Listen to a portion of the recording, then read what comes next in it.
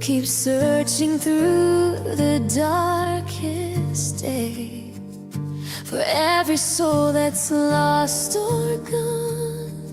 We'll fight until the break of dawn.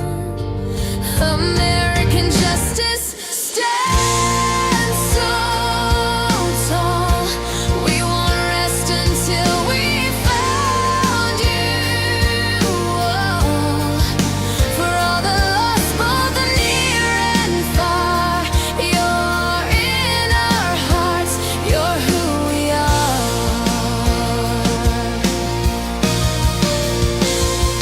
Through the nights and through the pain, we will say your name again. Every step we take is true as we continue to search for you. American justice stands so tall. We won't rest until there is justice for all the lost, both the near and far. You're in our hearts. You're who we are. We will continue to pray until you're home to stay.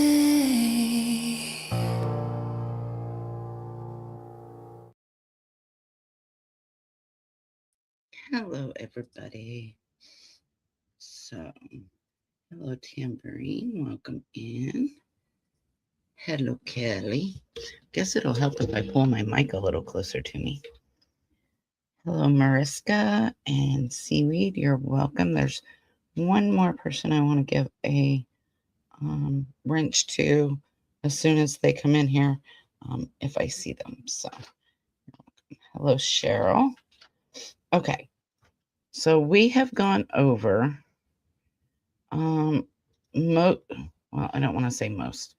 We have gone over 2 sections of this in 2 prior lives. If you haven't seen them, go back and watch them. So we are on page 37 of 113 pages. Jeez, oh Pete's. Good, you can hear me now. It's like, why is my mic so far away? And then I'm like, oh, you dum-dum, bring it closer to you. That song always brings tears to my eyes. I'm sorry. So I got a funny story for y'all before we even get into this. So the medicine they've got me on has got me breathing a whole lot easier. It still hurts, but still not taking deep breaths, but it's not hurting as bad as it was. So I talked to the doctor this morning. They're like, we want you to go get an MRI of your chest and your spine. I'm like, okay, not a problem. They told me where they called the orders into. I'm like, cool. Drive an hour and a half. I get there. They call me back. And then they realize I have an implant. And they're like, well, hold on a minute. I'm like, okay, that's weird. So I showed them I was in MRI mode. They went into like the little office thing that they have, and where the people sit when they do it. And I hear the lady on the phone, and she's talking about, she's repeating stuff off of my implant card and talking to somebody, some manager. I'm assuming her manager. And they're talking for quite a while. And then I actually start listening, and I'm like, what are they talking about? Do they have the right kind of machine? Like, this makes no sense.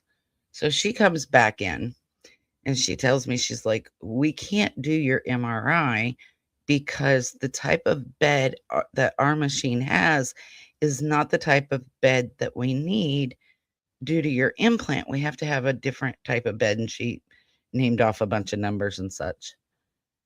And I'm like sitting there, I'm going, okay, so they sell an MRI machine to a hospital, and they have multiple different beds, different levels of protection against the magnetism. I'm like, so that's a money grab. Well, here we sold you this, but you need this bed too if you have anybody with an implant. So I was kind of chuckled at it because I was like, that's ridiculous. Smart on the manufacturer's part, but still kind of ridiculous. And so she's like, you might as well just go ahead and get dressed, she said, and we'll have to reschedule. I'm like, okay. I was kind of irritated because I had drove an hour and a half to get there. So I go ahead and I get ready to go out, and she's like, well, can you sit in the waiting room for a minute? Because we got another phone call we want to make. And I'm like, I guess. It's like, you're not going to do the MRI, so why does it matter? But okay.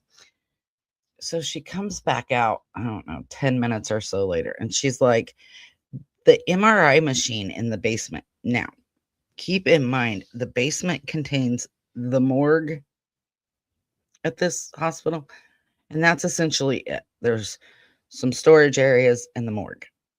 And she's like, the MRI machine in the basement is the one that we can use for you because it's a different brand and it's got the correct bed. And I'm just looking at her because at this point I'm trying to make this make sense in my head. So you have an MRI machine in the basement, not in the MRI suite. The MRI machine is in the morgue, or well, next to the morgue, whatever. I know my body's trying to kill me, but I don't think I'm ready for the morgue just yet. And I'm like, okay. So I go in there fully expecting to be taken down an elevator into the basement. No, that's not what happens. They take me into the exact same room that they were getting ready to take me in the first place, that contained the MRI machine that they told me they couldn't use because it would hurt me. And I'm sitting here. So now my mind's really going, well, I don't quite know what to do because now I'm scared to get in this thing.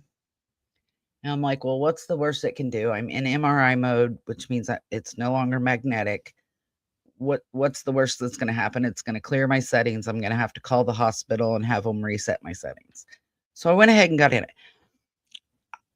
I don't even know what to say. I was fully expecting to have to go to the morgue.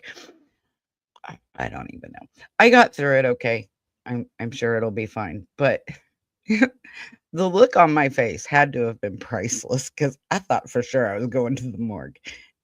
I still can't figure out is why the morgue needs an MRI machine.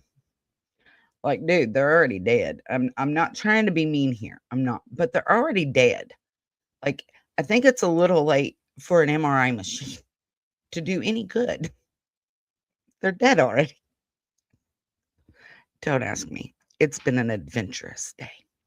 So there's a funny story for you guys for how my day has actually went. In New Brunswick, the MRI machine is in the back of a transport trailer and travels. Yes, my local hospital, that's how theirs is. The MRI machine and also the mammogram machine is in one of those transportable trailers and travels between hospitals. But I'm in a rural area, so I would expect that. You thought you were headed to the right? I thought for sure I was headed to the morgue. I'm like, I know, I know my body is trying to kill me, but I think it's a little early for me to go to the morgue. I'm still breathing. Like, I called my sister. I'm like, I don't understand. I was like, we were both in the medical field, and we're talking, and we're chuckling because, like, it makes no sense why the MRI machine is by the morgue. Because, like, seriously. And then they didn't even take me to the one that they said would be safe. They took me to the one that they said would hurt me. I don't know. Confusing. What are they looking for, Mel, if you don't mind me asking? So they wanted to, because of all my lung issues and because of the tumors in my lungs and elsewhere, I have them in my spine. They wanted to check and see, first of all, my lungs because of this infection and irritation. And then they also wanted to check the stability of some tumors that are in my spine. Right? It was crazy. Thank you. I mean, hey, the medicines make me breathe easier. I'll give them that. I know, right? Darn it, I didn't get to go to the morgue. I was kind of disappointed, honestly. I was kind of looking forward to it. I haven't been to the morgue in years, since I've been off the ambulance. My aunt worked in palliative care and had to go to the morgue to get a lady's wedding rings for her hubby who wanted them. She was literally freaked out. I didn't mind the morgue. Um, my first run on the ambulance, I went to the morgue. I also got slapped by a dead body. That creeped me out. But morgues generally don't creep me out for the most part. Oh my god, document in case it did hurt you. Yeah, I'm scared to turn on my machine. It didn't hurt me, thankfully. Um, and they put me in kind of backwards. So because I'm claustrophobic, and that way my head was more towards the end of the machine, so I wasn't as bad. Um, so probably in the next couple days I'll get a report. But yeah, I was like, you gonna put me in this machine after you told me it was dangerous to do so? Like, really? Really? So from now on, when I have to have my MRIs, I'm not going to this hospital. No, nope, I'm good. I'll have it sent somewhere else and we'll do it somewhere else because I am not going through that again. Morgues wouldn't bother me. Yeah, they don't me. It's like, oh, going down there. Okay. I mean, I guess it might have bothered me if I hadn't been in healthcare. But because of my history in healthcare, they don't bother me. Okay, so let's get into the brief that Richard Allen's attorneys filed. Like I said, we're on page 37. This has to do with the white van. So it's a detail only that the killer would know. Brad Weber, who lives near where the girls were found, told the jury that he left work in Lafayette at 2:02 p.m. and drove his white cargo van directly home, arriving around 2:22 to 2:27. The state claimed that Allen confessed to Dr. Walla, and we talked about Dr. Walla and those confessions and his rights being massively violated in prior lives. But the state claimed that Allen confessed to Dr. Walla that he attempted to, you can see what it says there, the girls, but was scared after seeing the van, which forced him to flee with the girls across the creek. Allen's statement, the state told the jury, contained a detail only the killer would know. Not true. There had been talk in several Facebook groups about was there a white van. The state argued Weber's arrival home in his van was what interrupted Allen, causing him to take Libby and Abby across Deer Creek to unalive them. As far as the unaliving scene was unusual and complex. Lily. Libby was naked and Abby was wearing Libby's clothes. Abby's right leg was positioned underneath her left. Both girls' throats were cut with a sharp instrument. However, the injuries were different. Libby had so many incised wounds along her neck that it was difficult to determine the number. 3 major vessels were injured, and there was a scalloped edge along the incision. Abby's throat was cut only once and was not as deeply as Libby's throat. Abby was likely unalived while wearing Libby's clothes. Abby died in the location where she was found, but after Libby died, her 200-pound body was moved several yards to its final resting place, the creation of a V formation with the girls' bodies. So this is an illustration of the scene. This here is the F tree. If you can see my mouse with a small pool of blood. This here would have been Abby with more blood there, where she was dragged next to a tree with her arm extended and naked. Sticks were deliberately arranged on the girls and covering no more than 3% of their bodies. Now, when it came to those sticks that were covering the girls, which obviously the killer touched along with the victim, the sheriff's office did not think they had any evidentiary value, and it took them some time to go back and get those. I find that odd.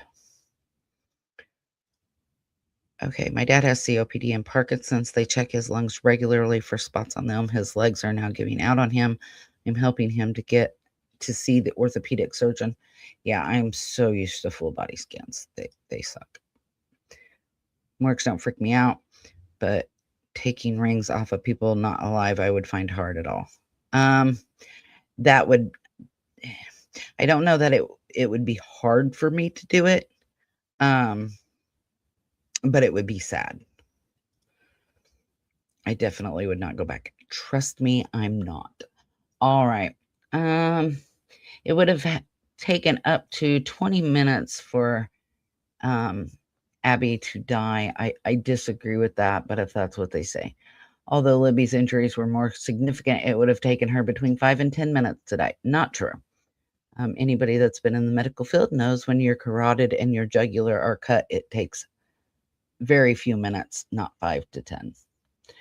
The blood pattern on Abby's hands was noteworthy. When injured, people instinctively reach for major wounds, getting blood on their hands and sleeves. Libby had substantial blood on her hands, but Abby had little to no blood on her hands or sleeves. Well, that tells me she died relatively quickly or was being held.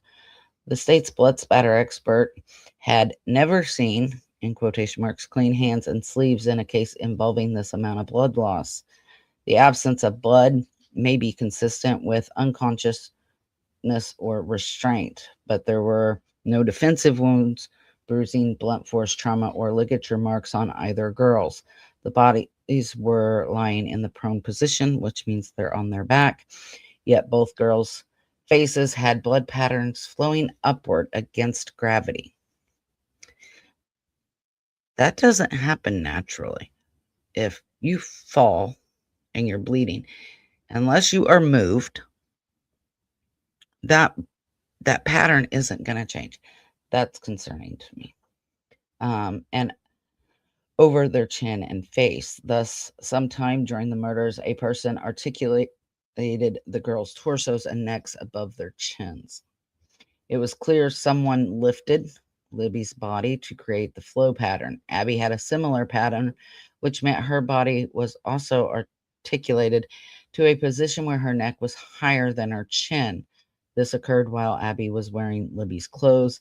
About 4 feet off the ground, there was a notable blood pattern on a tree in Libby German's blood. So this is the F tree as it was commonly referred to. I don't necessarily see, I see where they're saying that, but there's also blood over here and blood up here that they're not accounting for. To me, that looks like possibly somebody leaned up against it, in my opinion.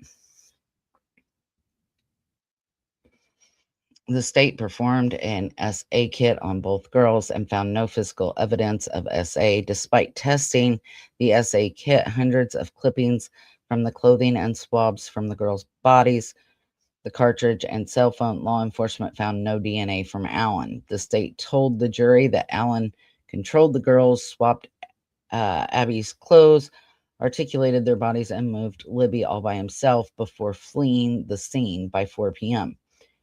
Now, there was in, I want to say it was Libby's hand, a hair. I don't know if they bring that up here. If not, we'll talk about it in a minute. The state's witnesses repeatedly claimed Allen used the sticks as camouflage and he moved Libby's body to make it harder to see. This, the state argued, caused blood to flow over Libby German's chin. And for reasons the state could not explain, Allen dressed Abby in Libby's clothes and turned and repositioned her at the scene, causing blood to flow from her neck and over her chin. Although the girl's injuries were different and possibly caused by multiple weapons or different mechanisms altogether, the state's pathologists speculated that a single blade, such as a box cutter, caused all the injuries, including the scallop mark. Now, he did that after he was in his garage doing other things and came across a box cutter and then thought, oh, that matches the wounds.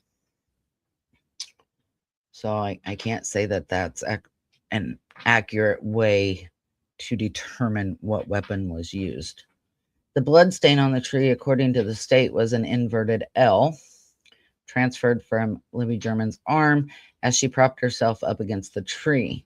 A female hair and multiple incomplete profiles were seeing contamination or background DNA from the girls, sharing clothes, or through incidental contact with people they knew. According to the state, it could not find Alan's DNA because the blood from Abby and Libby was overwhelming the scene and competing with any DNA Alan left behind.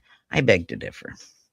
And anybody who's ever followed true crime where there's DNA knows you have a minor contributor and a major contributor. They could still, if his DNA was at the scene, they could still find DNA that was not Abby or Libby, and it would be listed as a minor contributor, whereas Abby and Libby would be listed as major contributors. They can take blood that is mixed together and determine a majority of that blood is this person's and a little bit of the blood is this person's. Like, they can figure that out. So the fact that there's no DNA, or they're saying that there's no DNA because it's competing, or there's overwhelming DNA at the scene, I call bullshit. Let's just call it like it is. That's how I see it. Maybe a handprint, possibly, but where's my mouse? So let me go back up here. We're on page 42. I don't see a handprint there. Now, it's hard to see it in this picture, which is where they measured it. But in the smaller picture here, I don't see a handprint. What I see is possibly a sharper angle, which is what makes me wonder what it is, because you've got a small piece here and then it comes down. So there's this kind of sharp angle here. And I'd like to know what made this. This looks like just transfer. I have a hard time seeing that that's a hand or a head or even a shoulder for that matter, because of it's relatively, I mean, I know that tree bark is rough and that's distorting this some, but that looks like pretty straight lines to me.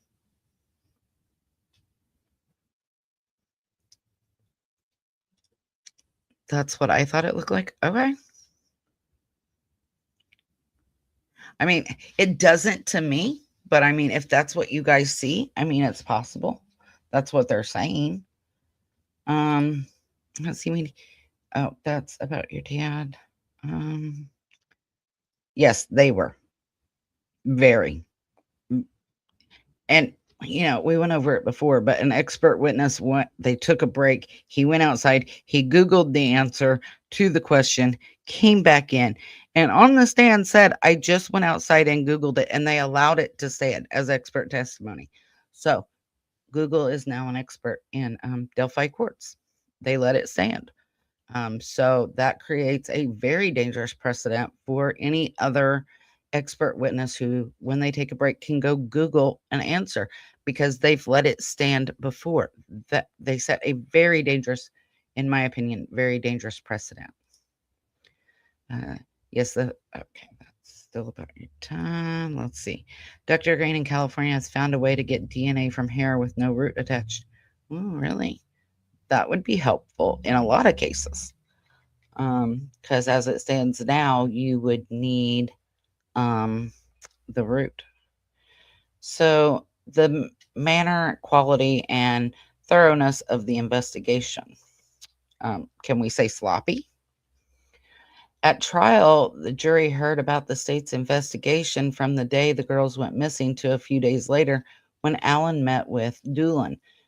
And Doolin is the conservation officer that took Alan's statement about him being out on the trails. The state then told the jury to fast forward 5.5 years to the volunteer finding Doolin's report in September of 2022. The jury heard nothing, maybe very little, regarding the manner, quality, and thoroughness of the investigation between the murders in February of 2017 and Allen's arrest in 2022. On November 11th of 2024, following a 25-day trial, a jury found Allen guilty on 2 counts of murder. Allen's appeals below is the evidence the defense was prohibited from offering at trial. You mean the no third-party evidence that they were not allowed at all? Thus, literally taking any chance he had of putting on a defense?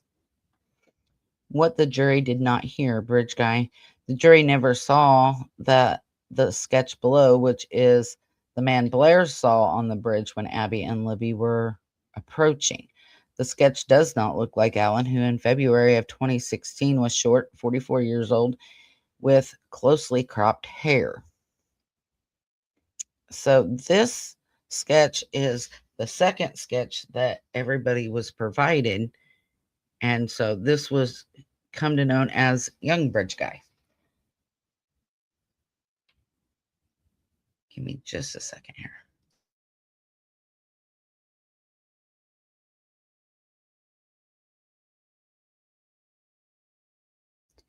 Sorry, I had to try to cough. That hurt. Oh.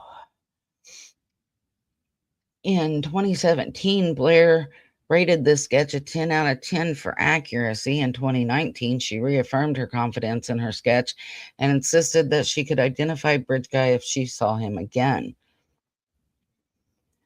Nor did the jury hear that Blair, at one point, the Indiana State Police believed the man she saw, Bridge Guy, was not the man Carbo saw muddy and bloody.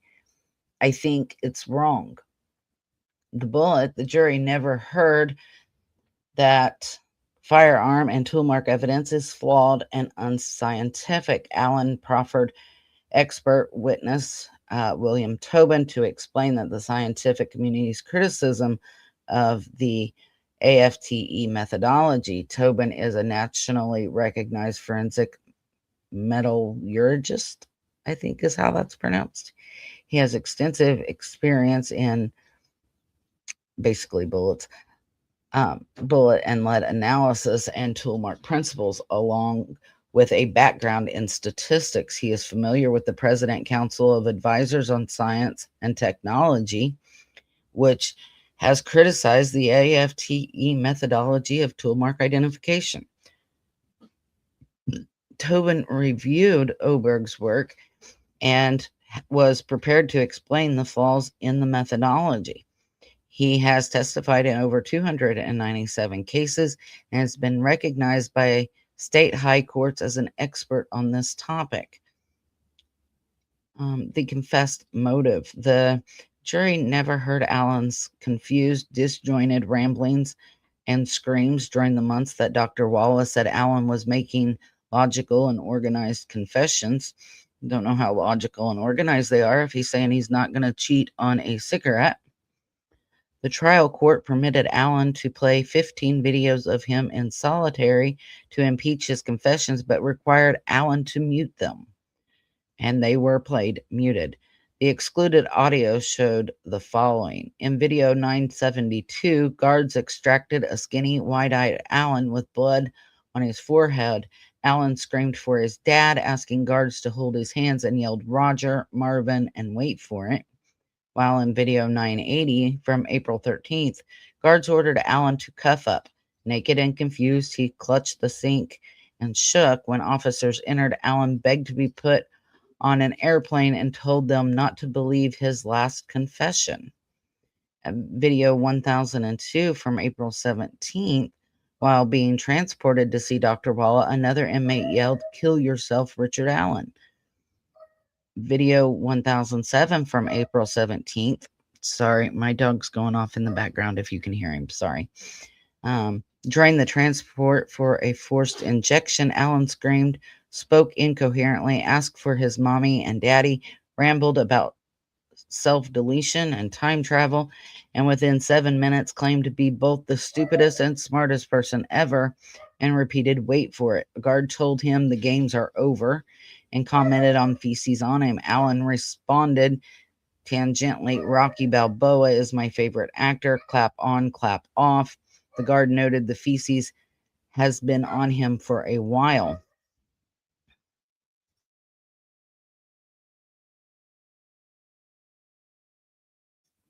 Video 1026 from April 21st. During a haircut, Alan mostly stared into space, confused. He responded, "Leave the top," when asked if he wanted his face shaved. Video 10,152 from April 28th. During a shower transport, Alan spoke incoherently, repeatedly saying, "There is a God, please don't do this," and make it painless. With feces on his face, he asked to be euthanized and whether his wife was present. He said he was King Michael, claimed he had started World War III, tried to save his family and Donald Trump, sang hymns, quoted scriptures, and asked to be cryogenically frozen. Video 1201 from June 20th. Guards carried a catatonic, drilling Allen to the infirmary. The medical professional discussed with Allen his cholesterol and blood pressure rather than his non responsiveness and involuntary jerking. Allen stared blankly when asked the date or season. Allen asked the court to watch the videos with the sound, especially 172, 1002, 1007, 10,152, 1001, 1201 at 15:30 and 16:15. Also, the jury did not hear Allen the morning he started confessing, tell his family in 3 intertwined calls that he was confused and losing his mind. In the first call at 3:12 a.m. on April 3rd, Allen told his dad he was losing his mind and was uncertain how much longer he was going to be lucid. Allen said, "You guys know I would never do something like I've been accused of." Allen felt he had been mentally tortured like he is in Guantanamo Bay and that there were drugs in his coffee and in his Kool-Aid. "Don't drink the Kool-Aid." In the call the jury heard at 5:14 a.m., Allen told his wife for the first time he thinks, I think that is the big word right there, is thinks he killed Abby and Libby. Evidently did it. Allen could not remember what he told his dad in the earlier call. Then in a third call at 8:45 a.m., a panicked Allen told his wife he was not sure if his original call to her was a dream. He said he was not drinking the water or the coffee and questioned whether the attorneys who were coming to visit him were his attorneys. The jury only heard the second call with the confession, along with Trooper Harshman's opinion that Allen showed no indication he was under duress or stress when he made that admission. So let me go back up here.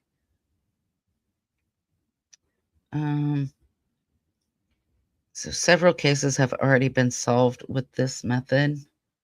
With which method, Kelly? Oh, with the hair? Thank you. I will tell him. Okay. The man is brilliant and a DNA specialist. Young bridge guy, the first sketch. So technically, I believe young bridge guy sketch was technically the first sketch made, but they only released old regular bridge guy sketch. And then I think it was 2 years later they came out and released young bridge guy sketch. But I can't remember what date the original sketch was made. I can try to go back up and look here in a second and see what date it was done. Hi, Olive. Welcome in, dear.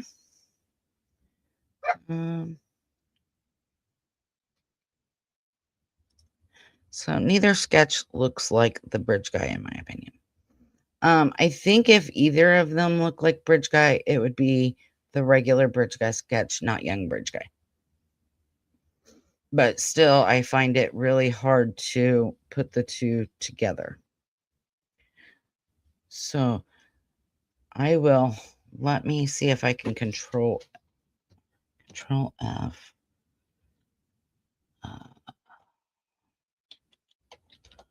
I can't spell. So let me see here.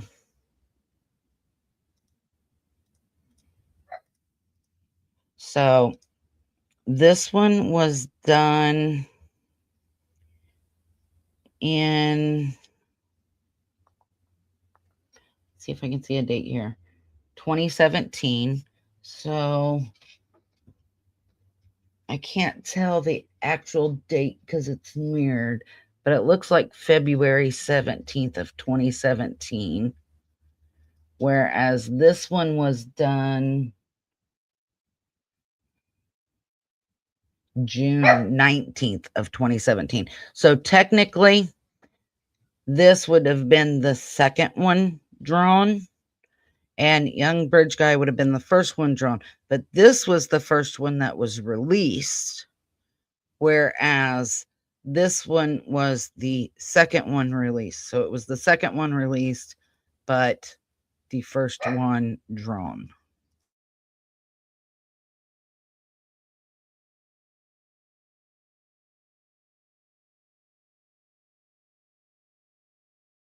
So let me scroll back down here because I don't remember what page we left off on. Okay, so a detail only the killer would know. So let me see here if I can grab this picture. Let me go to, would it been an Abby and Libby?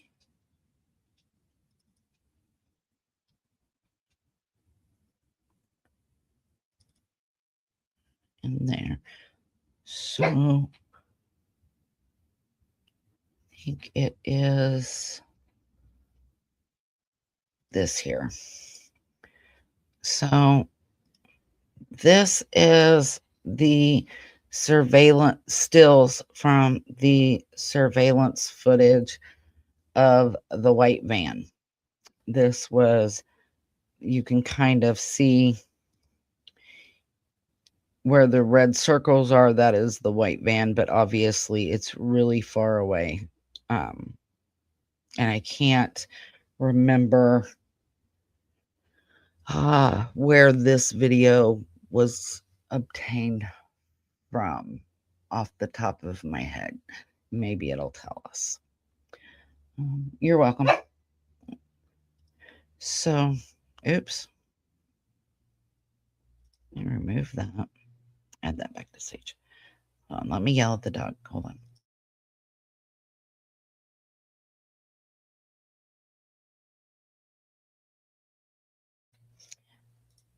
Thanks for clarifying, Melissa. We just did see the younger sketch of Bridge Guy. Yeah.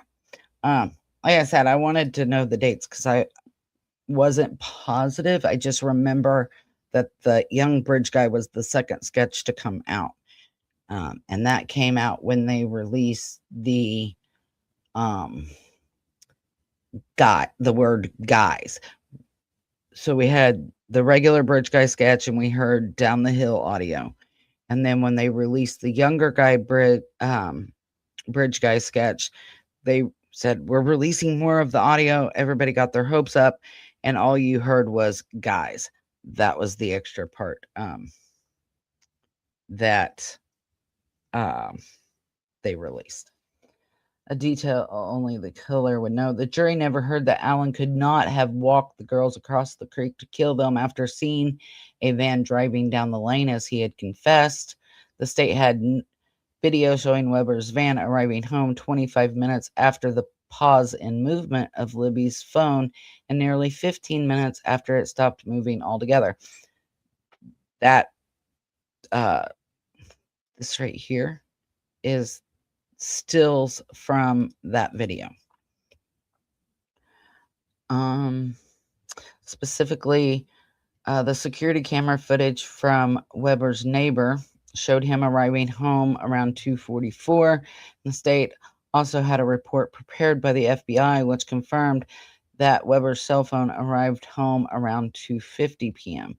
The jury also never heard that Alan confessed to details that the real killer would know were wrong, including that Alan said that he had shot the girls. The judge prohibited Allen's expert, Dr. Gracian, from identifying Allen's signs of being in a state of delirium and hallmarks of a false memory. One such hallmark was the facts Allen got wrong.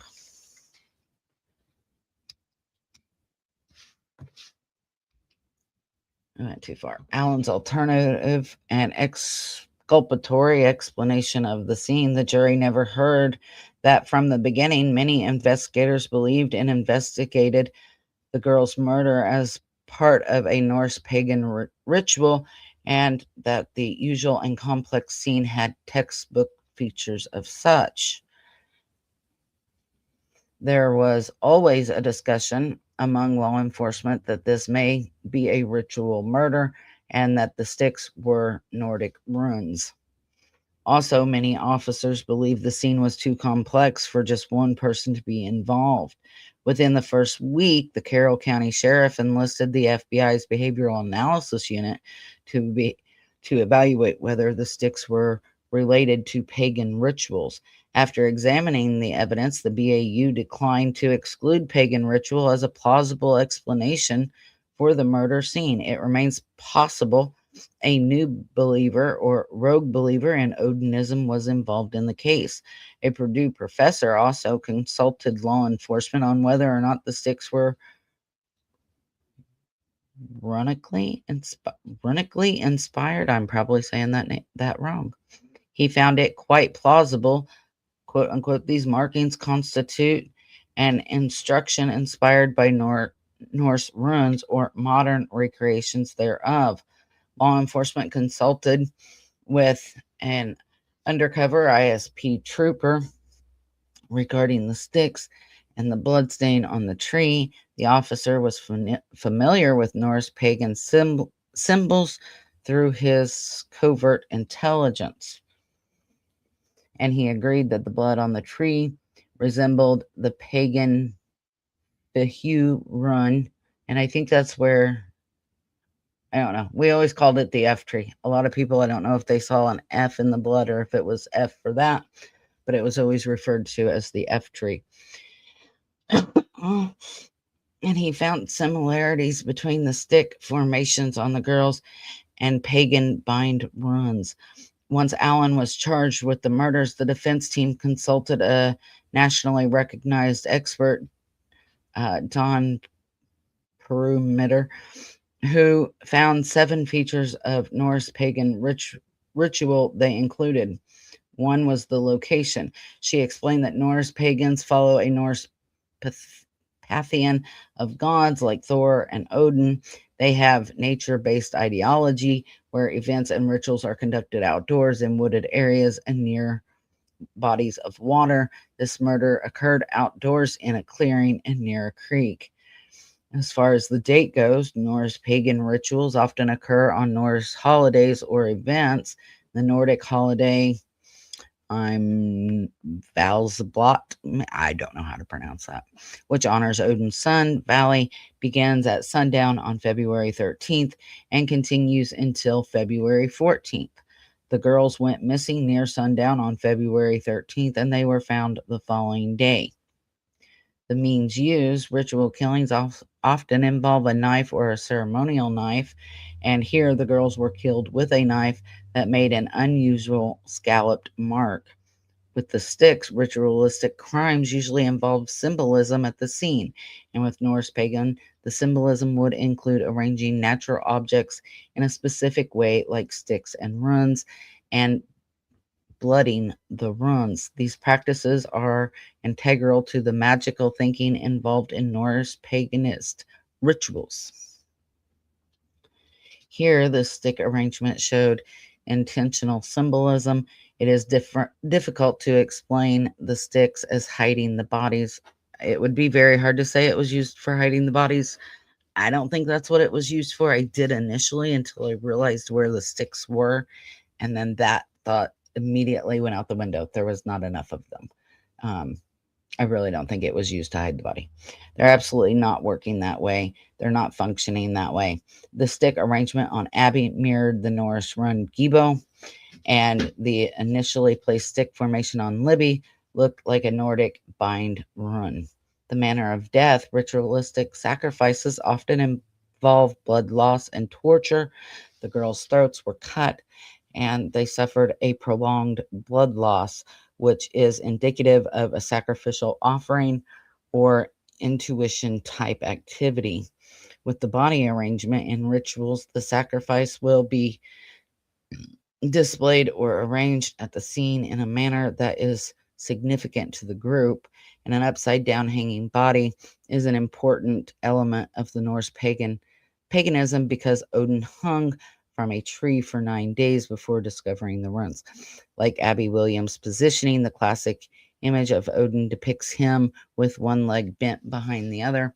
And I will say, one of the, if I remember this correctly, it's been a long time, that one of the people that could have been a third party, they did this, not Richard Allen, actually posted a very similar picture on his Facebook shortly after the girls were found.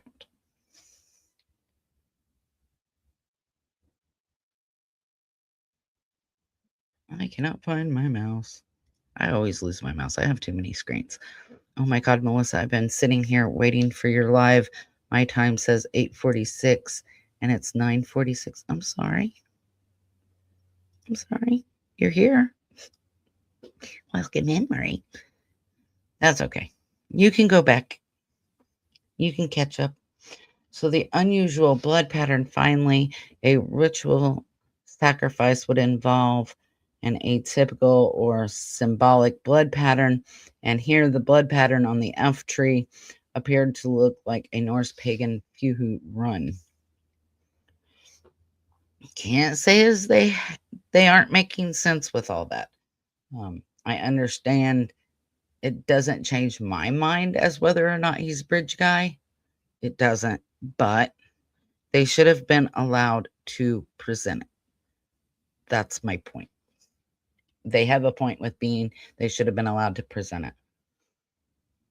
I think that having the experts that they did and having the FBI even say it was possible gave enough access to be able to present it. We know Judge Gull said there's not enough access to present that a third party did it. Therefore, she ruled out all third party evidence, thus taking away his ability to put on a defense, in my opinion. The manner, thoroughness, and quality of the investigation. The jury never heard how law enforcement bungled this investigation. That's an understatement. Into the ritual killing or suspects connected to Norse paganism. Indiana State Police disregarded Brad Holder, the father of Abby's boyfriend and Holder's friend, Patrick Westfall, as promising alternate suspects because they lost evidence, mishandled interviews, and conducted a poor investigation. That they did. Interviews were lost, interviews were taped over, they mishandled all kinds of evidence. And in my opinion, it was a poor investigation. Investigation into a ritual killing. After examining the scene, several officers believed the scene was too complex for just one person to be involved. When the BAU evaluated the murder scene, it found it noteworthy that Abby was clothed. Allowing Abby to dress ahead of time suggests the suspect felt differently towards her, including a possible heightened level of guilt or regret, at least compared to Libby. Law enforcement explored a group of pagans connected to Abby. In the weeks leading to the murders, Abby had been talking with a boy, LH. That was, I believe, the Holder boy, and meeting up with him a few times. She kept this relationship secret from her family. On the day she was murdered, Abby invited him to meet her on the trails. He had school, so he declined. While law enforcement was searching for the girls on February 14th, they learned about LH and Abby's secret relationship and pulled him out of class in Logansport and searched his phone. That moment, LH's father texted his father, Brad Holder, "She's missing." The lost and missing interviews. On February 17th, law enforcement interviewed both LH and Holder. By then, law enforcement already suspected the murder scene involved a pagan ritual. During his interview, Holder reported being involved in a pagan tribe and spending every weekend in Delphi engaging in pagan rituals with Westfall and 5 or 6 others, including women. These rituals involved animal sacrifice and human bloodletting. Holder admitted knowing about Abby and LH's relationship, but he denied ever meeting her. Law enforcement recorded Holder's interview, but the Delphi police recorded over their only copy before August of 2017, permanently deleting it. Only a one-page narrative remains. Hello, don't you think that'd be something you do? I don't know. Maybe you want to protect? Just a thought there. I don't think I would look at it and go, "Oh, let's tape over this. It doesn't matter." Hold on.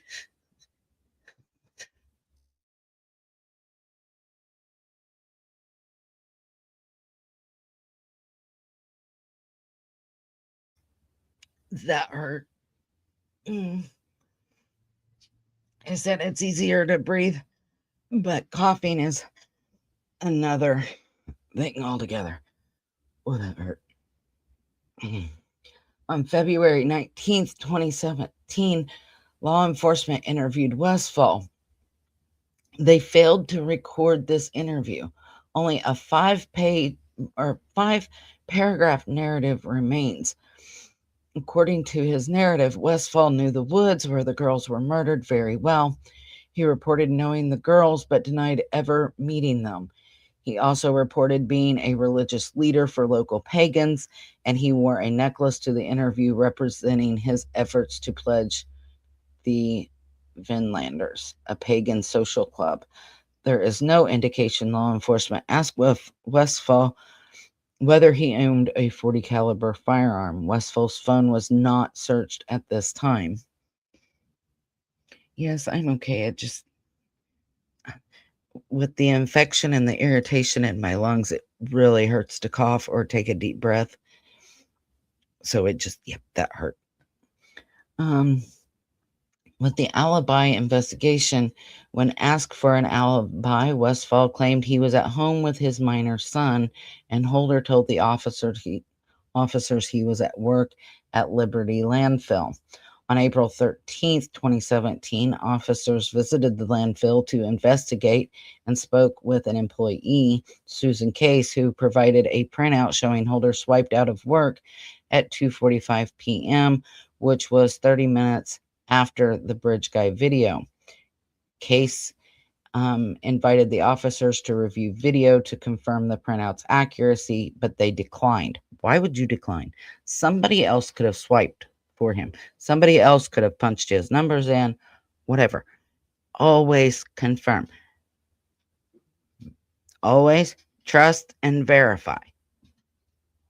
Trust that the thing is real, that's the real time swipe, but verify it.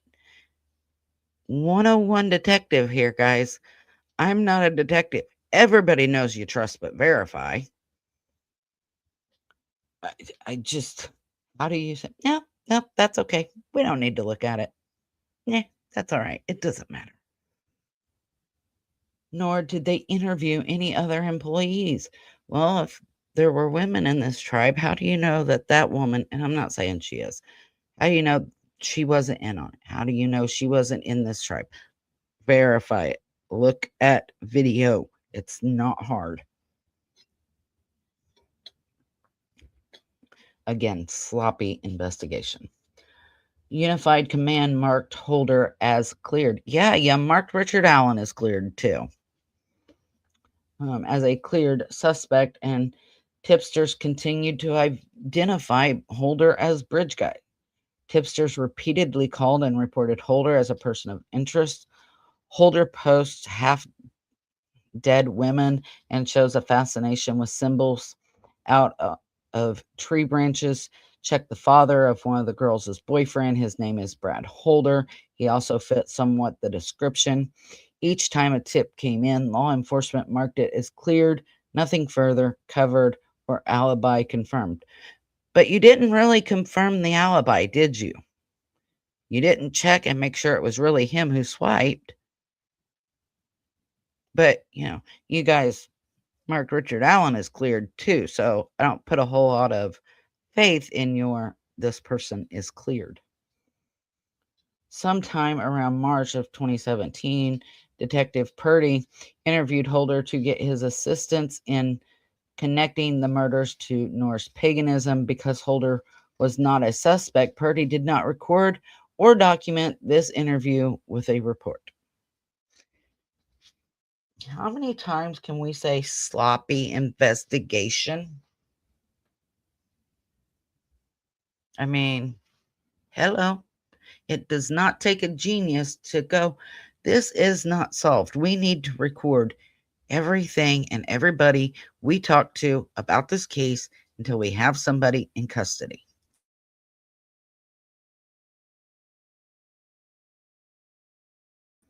So, D Unified Command declines to re-interview despite reports Holder is posting pictures of young girls believed to be deceased with sticks placed over their bodies. Oh, no, do it this way. In April of 2017, shortly before taking medical leave, Trooper Winters received a call from a tipster, Ryan, who shared pictures from Holder's social media. Winters found a concerning similarity between the murders and the pictures posted on Holder's social media. Those pictures depicted young girls believed to be deceased with sticks placed over their bodies. Winters also noted similarity between the stick formation on Abby and a blind run Holder tattooed or drew on his hand. Holder, that's a blind run on my hand. Basically, I took a Gibo run and an Isa run and I made a bind run. Compare also other exhibits. Holder's social media also featured him holding guns and homemade knives. Winters immediately recommended to his supervisors that law enforcement investigate Holder further, which they declined to do so, claiming his alibi was cleared by the FBI. No, it wasn't. Winters was not satisfied and urged the Indiana State Police to conduct its own investigation. No further action was taken. In 2018, Holder displayed a painting he made of Odin upside down with his right leg tucked behind his left, just like Abby's legs, and Holder's painting also featured a red the hue run. Officers continued to find other social media posting from Holder that mimicked the crime scene, but law enforcement declined to interview Holder again. How? How? That is my only question. How do you have all of this and still make the decision, yep, we don't need to interview him again. Yeah, it's all right. What the frick? Sick people. Yes, very, very. And in my opinion, I personally think Richard Allen was the guy on the bridge. But interview the people. You have multiple people. You're begging for tips. And it's not like one person, oh, I think it's this person or I think it's that person. You have people calling in and telling you, this is who I think it is. And this is why I think it's this person. What is the harm in double checking your work? Okay, you think it's not him. Talk to him again. Make sure, I don't know, don't lose recordings. Don't tape over them. For starters. Now, I do remember somebody posted back then pictures from the Facebook page because somebody went and seen it. Um, I don't have those pictures. I don't know if they will show them in this brief or not. Pagans finally were reevaluated once the state charged Allen.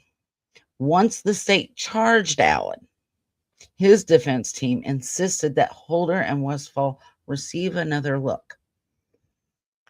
Ugh, so many problems in this investigation. When law enforcement re examined Holder, he changed his story about knowing Abby back in 2017.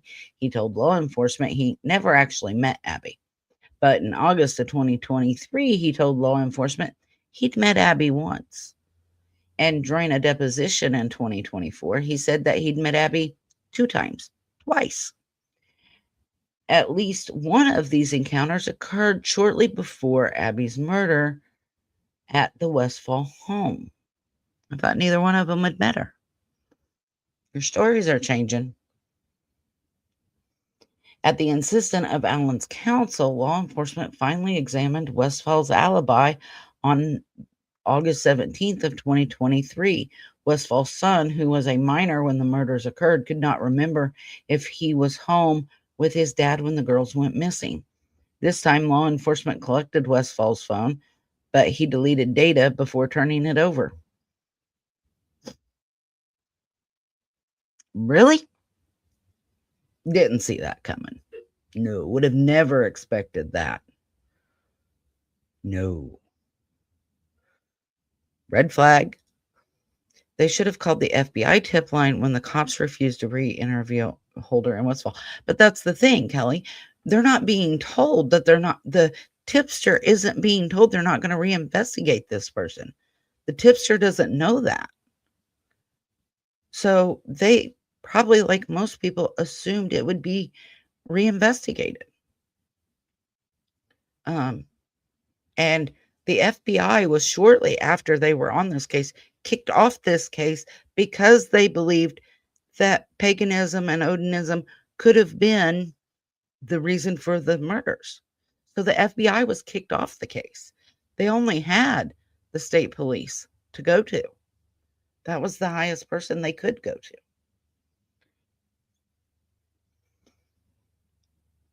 On April 4th of 2024, Allen's counsel deposed Case, the Liberty Landfill HR officer. In February of 2017, I can't talk. Liberty Landfill was operating 2 staggered overlapping shifts, one from 5 a.m. to 1:30 p.m. and a second from 7 a.m. to 3:30 p.m. On the day the girls went missing, Holder was scheduled to work from 5 a.m. to 1:30 p.m., but his badge swiped out during the second shift around 2:45 p.m. Think somebody else could have. Hey, I forgot to clock out. Go clock me out real quick. Well, where's your badge? It's in my locker. I've done that before. I've called a friend, hey, go clock me out real quick. I forgot to clock out. It's not hard to think that that is possibly something that could have happened. Kind of seems like they have the Allen man, and don't want to investigate anyone else. Fair point, Olive. Fair point. And I believe Allen to be the bridge guy. I do. Just saying. That's my personal opinions. However, his defense is making some very valid arguments. And I've said from even at trial, this is a practice trial. I believe he deserves a second trial based on, if nothing more than, he was not allowed to use a third-party defense at all. Period. End of story. That violated his rights. If for no other reason than that. But I mean, I think if some of this stuff would have been brought in at trial, would have been allowed to be brought in at trial, it would have made finding him guilty a little bit harder. This is crazy. I'm over the fence now. They have the wrong guy. They very well could. I'm not fully convinced. I am officially grabbing the fence, but I'm not on it yet. I'm still on the side of Allen is guilty as of right now. That very well could change by the time we get through the next 56 pages. Let's see. Holder did not have sole custody of his badge. His badge was on a public rack outside the view of the cameras and accessible to other employees, including second shift. What did I just say without even having read that? Hey, I forgot to go clock out. Go clock me out real quick. Somebody else could. That's why you trust but verify. They should have looked at the footage to make sure what time he actually left.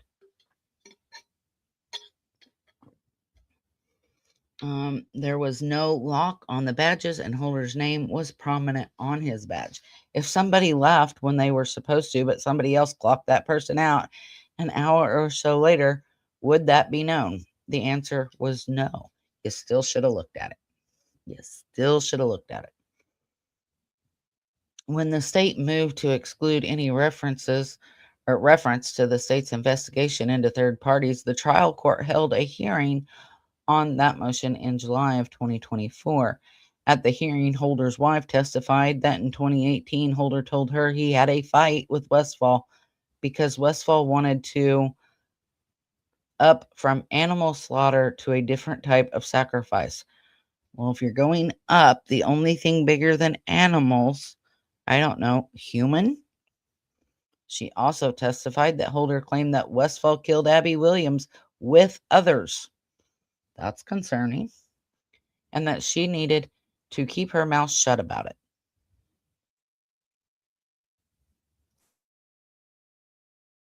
Okay. I'm sitting on the fence now.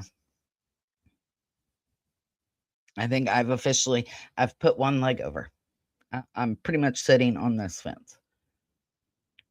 Because when you go with others, so you got Westfall Holder, you've got Elvis Fields, who asked the cops, hey, if I spit on one of the girls, would you be able to find my DNA?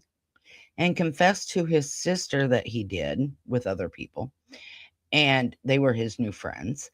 And the sister took a polygraph and passed it as to this confession. Makes you wonder. Makes you wonder. It they did so much wrong, in my opinion, between violating his rights with the doctor-patient privilege. They violated his attorney-client privilege.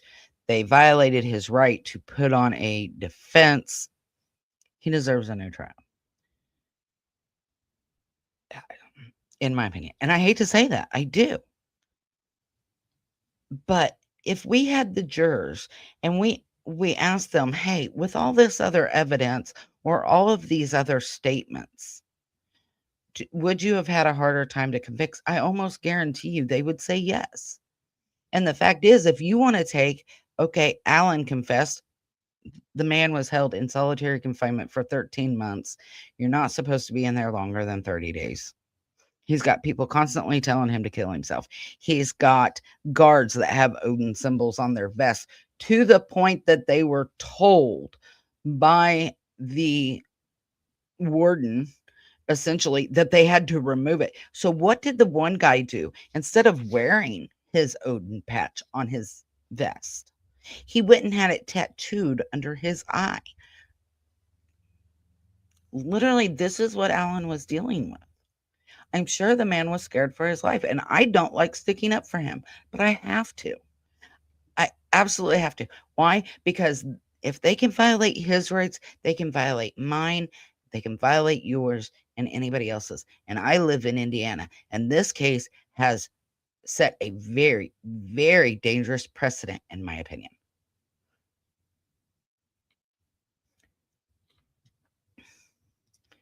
That is crazy. I'm over the fence now. They have the wrong guy. I'm on it. I'm on it. I'm not far behind you, Kelly.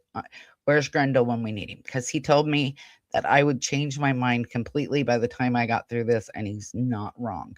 I am very slowly changing my mind. He was railroaded. He was. Whether he Just violating his rights makes him railroaded, let alone everything else. Now, I give it the state, that was the only phone missing. I think the bullet evidence needs thrown out completely. But I don't know. I have problems with this. That's what it seems like. Yeah, it does. Yeah. You're gonna go tell him, aren't you, Murray? You're gonna go tell him, where are you? Melissa's changing her mind. You're missing it. Like he wasn't wrong. He told me I was gonna be on the defensive side. He wasn't wrong. I'm on the fence. So the summary of the argument was it was as far as the unconstitutional search, the court committed reversible error by admitting evidence seized under the unconstitutional warrant and by denying Allen a Franks hearing. Detective Liggett obtained the warrant for Allen's home only by omitting and altering witness descriptions to connect Allen to Bridge Guy and by misrepresenting that Allen admitted he wore a blue Carhartt when actually he said he could have been in a blue Carhartt. Like Bridge Guy, these misrepresentations and omissions misled the judge into believing that multiple witnesses saw Allen and his car when in fact they described someone else and a different car. Once the affidavit is corrected, there is no more probable cause. With the unprecedented confinement, this is something I have a lot of issue with. Was Allen's confessions were involuntary and the product of grave mental disability caused by 13 months of maximum security pretrial solitary confinement, which exceeded the Indiana Department of Correction policy, which is 30 days, and caused psychosis, paranoia, and confusion, while state actors were indifferent to his deterioration. Admissions of these statements violated both federal due process and Indiana protections against unnecessary rigor, and the error was not harmless, requiring supervision. As far as the unfair trial, the trial court denied Allen his constitutional right to a fair trial through a series of arbitrary and prejudicial rulings that crippled his ability to present a complete defense. Totally agree with that. I totally agree. They took away his ability to have a defense at all, in my opinion. The trial court excluded critical exculpatory evidence, including Blair's sketch. No sketch should have been admitted, none, due to their notoriously unreliable. But if you have two that varied as much as they did, then if you're going to exclude one, you need to exclude both. You only let in, or I don't think they even let it in, but they were only going to let in regular Bridge Guy.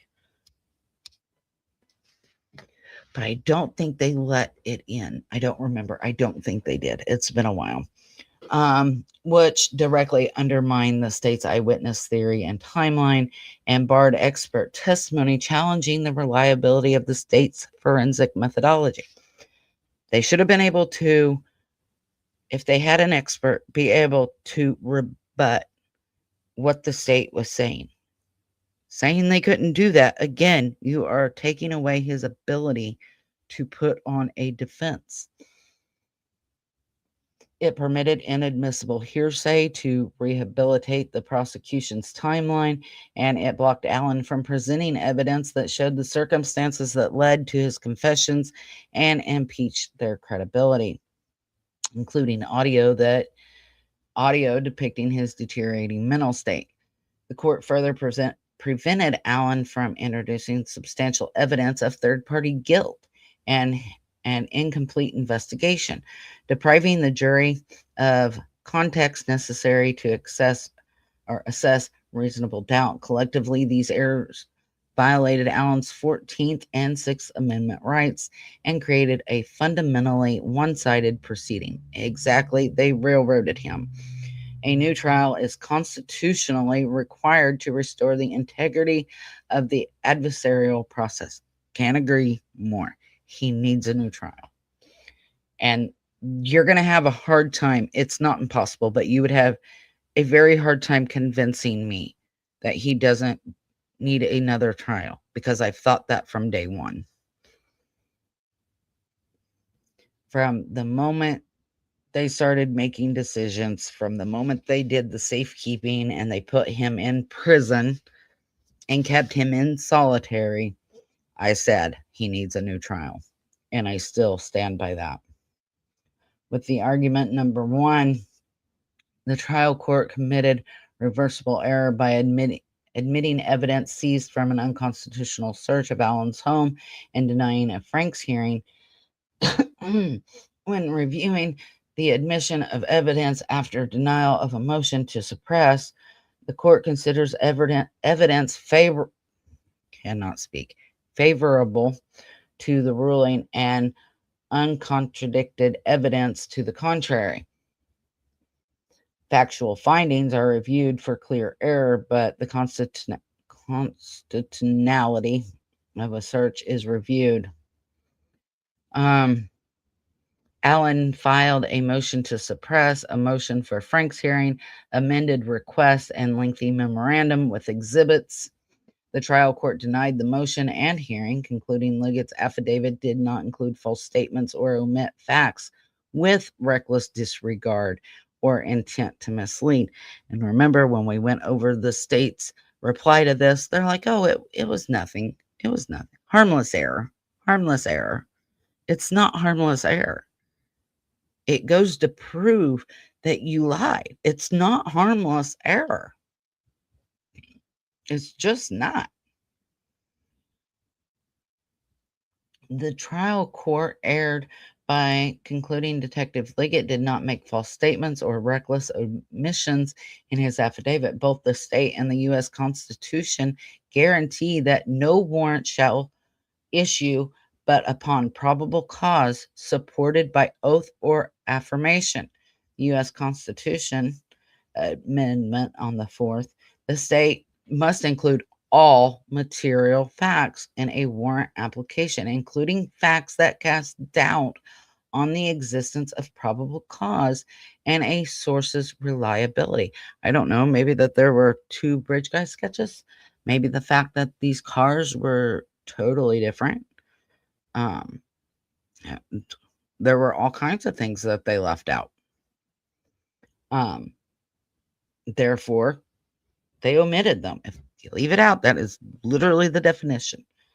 A warrant is invalid if 1, the police omit facts with the intent to make the affidavit misleading or with reckless disregard for whether or not it should be misleading. And remember, if you go back and you watch where we talked about the state's response to this, they kept using words like harmless error.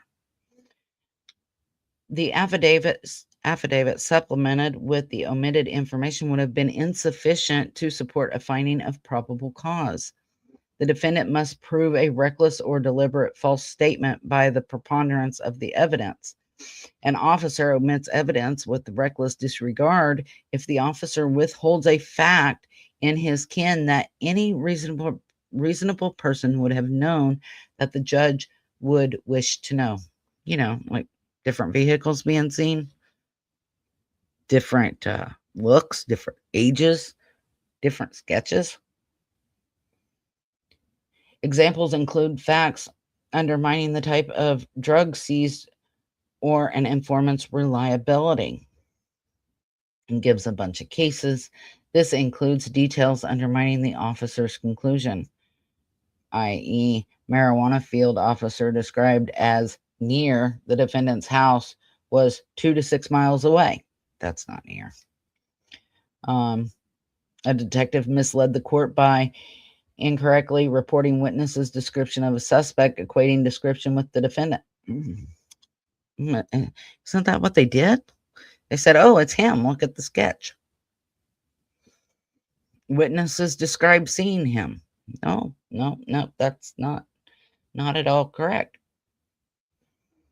Detective Liggett omitted and changed key information that undermined his conclusion that Allen was bridge guy. Liggett misled the court in 4 different ways. First, Detective Liggett misled the court to believe that Blair's description of the man on the bridge matched Allen when it did not.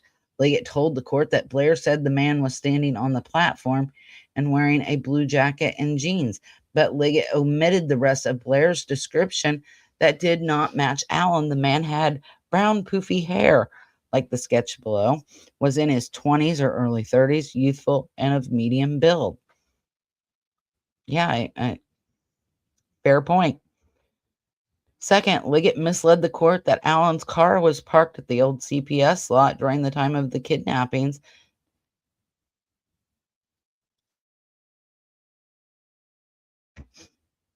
Detective Liggett told the court that after Blair saw the man on the bridge, she saw two girls she thought were Abby and Libby on the trail approaching the bridge. As Blair was leaving the trail, she saw a car oddly parked at the old CPS lot around 2:10 p.m. Other witnesses, Wilson, also saw a car backed into the CPS lot as if concealing the license plate. Both witnesses drew diagrams of the car parked in the same general area and manner. Liggett told the court that Allen parked his black 26 Ford Focus at the old CPS building, but omitted that Blair said the car she saw during the time frame of the kidnappings was not black and had sharp angles like the sketch below. Considering the omitted information, Blair excluded Allen's hatchback. There's a picture of Allen's car. It's got very sharp lines on it. She signed it. Those don't look anything alike. If a judge would have seen that, he'd been like, nope,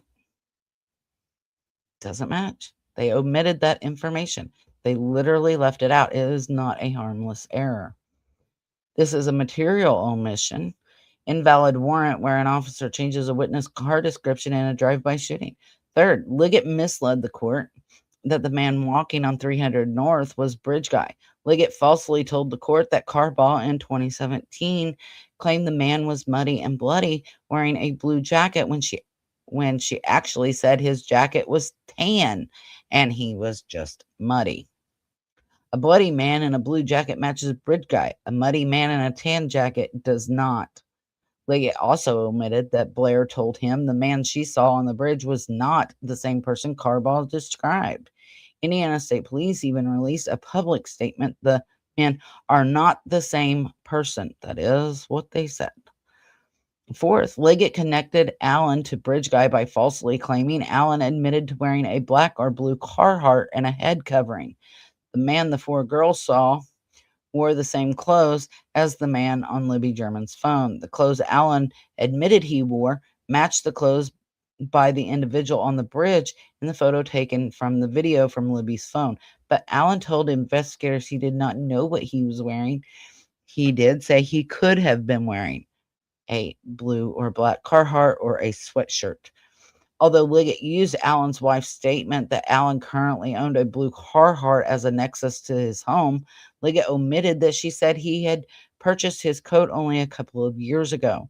The girls were killed in 2017. Had the court known Allen simply admitted owning a blue or black coat, as does probably every 50-year-old man, it would have known there is no connection between him and Bridge Guy. I've got a tan Carhartt in the other room. It is very common. We're in the Midwest. It's very common for farmers to have Carhartt. It just is. And guess what? Blue and black are the most common colors. Tan, I would say, is probably the third most common, but black is probably the most common. You are omitting facts that go against what is being said. You literally did what they're saying you did, because you said, state in your response, that it was a harmless error. It's not a harmless error. When you are omitting facts, it's not a harmless error, because you would not have been given the probable cause. You would not have been given the warrant. I hate to say it. Trust me, I hate to take up for Richard Allen, but I have to in this case. Detective Liggett's omissions and false statements recklessly misled the judge. Any reasonable person would have known the judge would wish to have known that, one, Blair's description of Bridge Guy and the car at the CPS building did not match Allen's car. Allen or his car. And two, in 2017, Carbaugh described a man walking down the road as only muddy, wearing a tan jacket, not a blue jacket like Bridge Guy. Three, Blair did not believe she saw the same man that Carbaugh saw. And four, Allen never said he wore a blue Carhartt or a head covering like Bridge Guy, and he bought his blue Carhartt only a couple years before in 2022. The omitted and false information strikes at the heart of Liggett's conclusion that Allen was the man on Libby's phone. The state's probable cause relies on a tight timeline, making Allen the man the four girls saw on the trail, Blair saw on the bridge, and Carbaugh saw on the road. Any judge would want to know if the witnesses described someone other than Allen, his car, or Bridge Guy. Moreover, the fact that Liggett lied twice in the affidavit about the connection between Allen and Bridge Guy, i.e., the blue jacket, shows more than reckless disregard for the truth. These falsehoods were directed at connecting Allen to Libby's phone video, which would otherwise include any white male.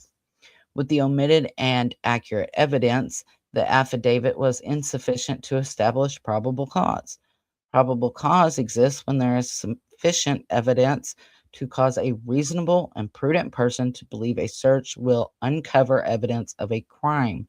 A reasonable and prudent person would not believe Allen was connected to the murders or that evidence would be found in his home. Can't say as I disagree. The state is what left with Doolin's.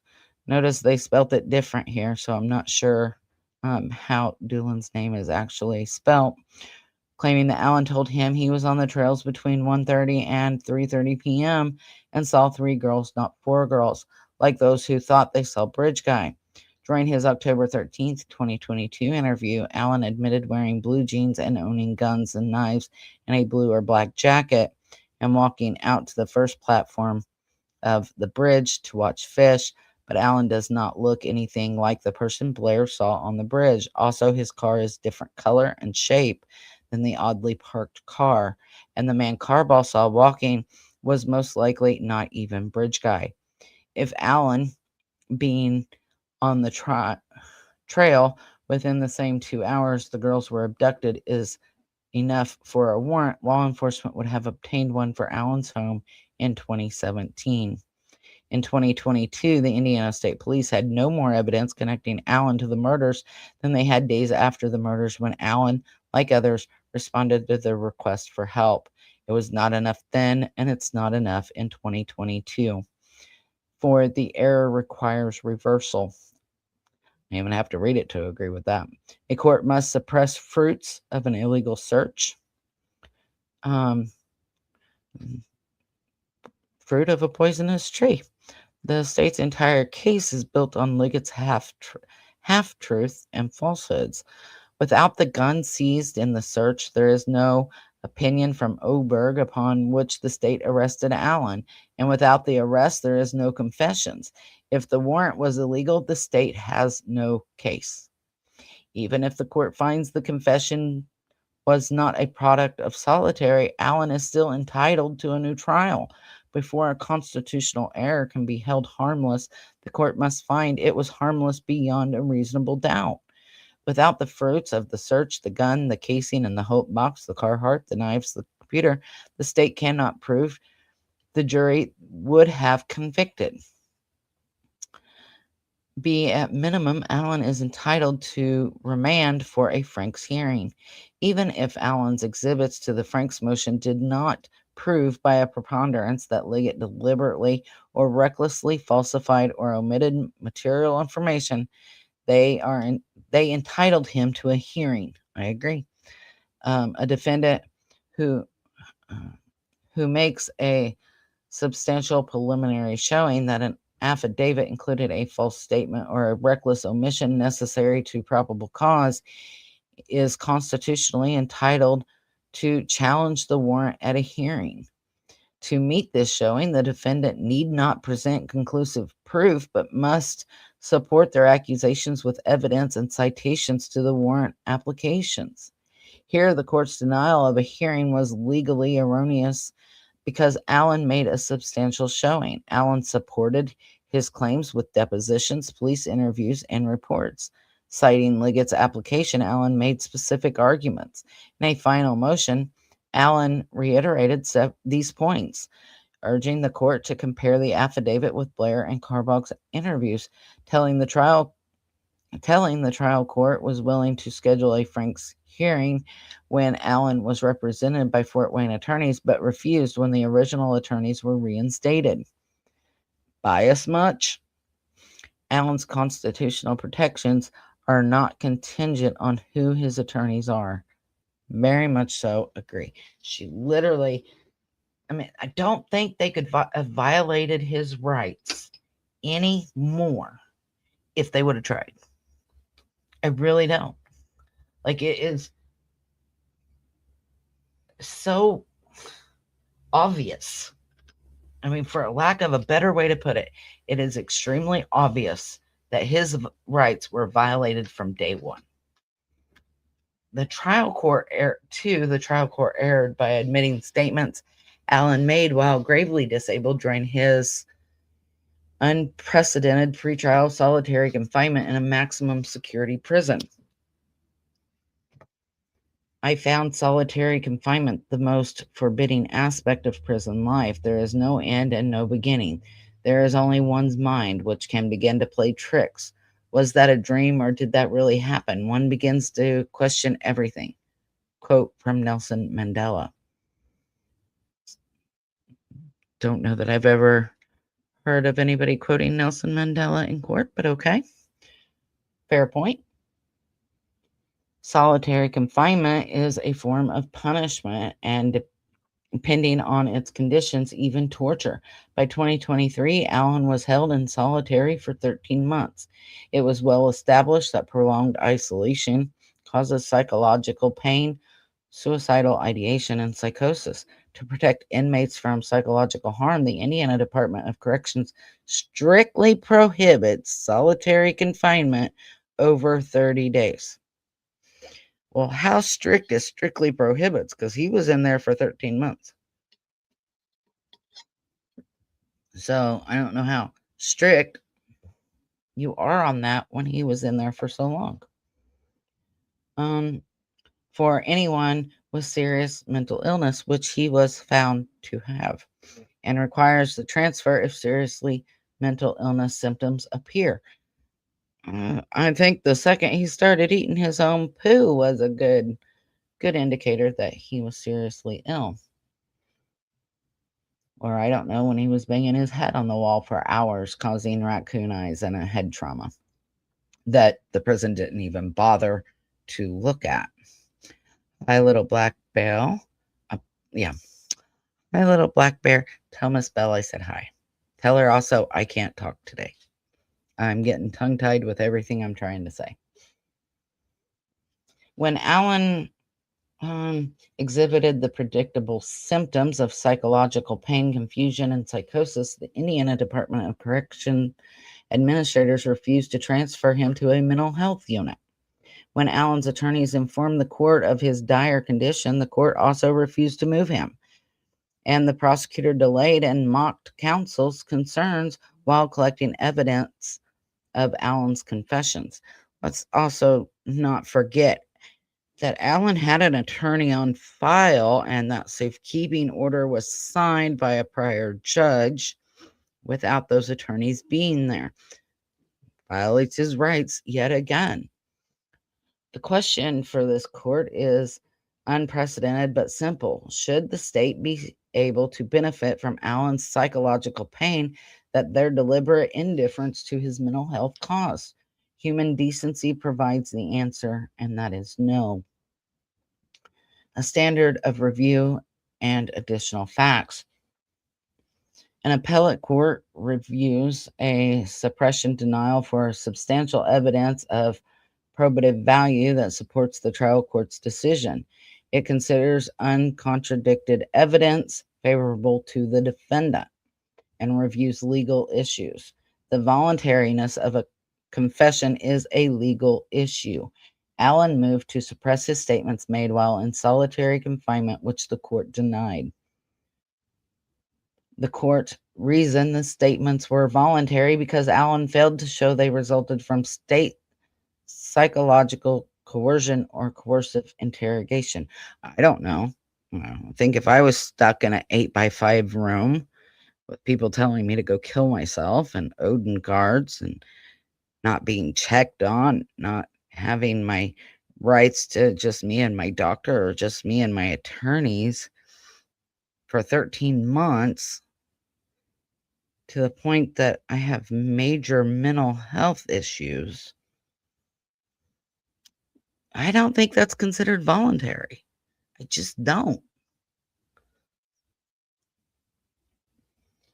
Um, you don't have to be in an interrogation. I mean, psychological coercion. You've got him in there for 13 months instead of 30 days. How about that for coercion? The court found Allen's detention was intended to protect him. Bullshit.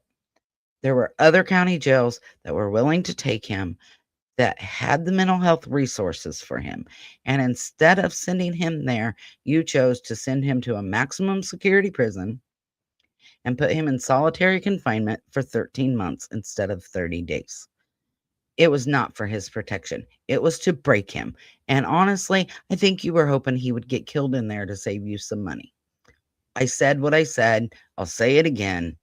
For those that didn't hear it in the back, go back 10 seconds. The court found Allen's detention was not intended to protect him, and that while he suffered from major depressive disorder and anxiety, he did not have serious mental illness that would render his statements involuntary. I don't know. You were giving him Halidol.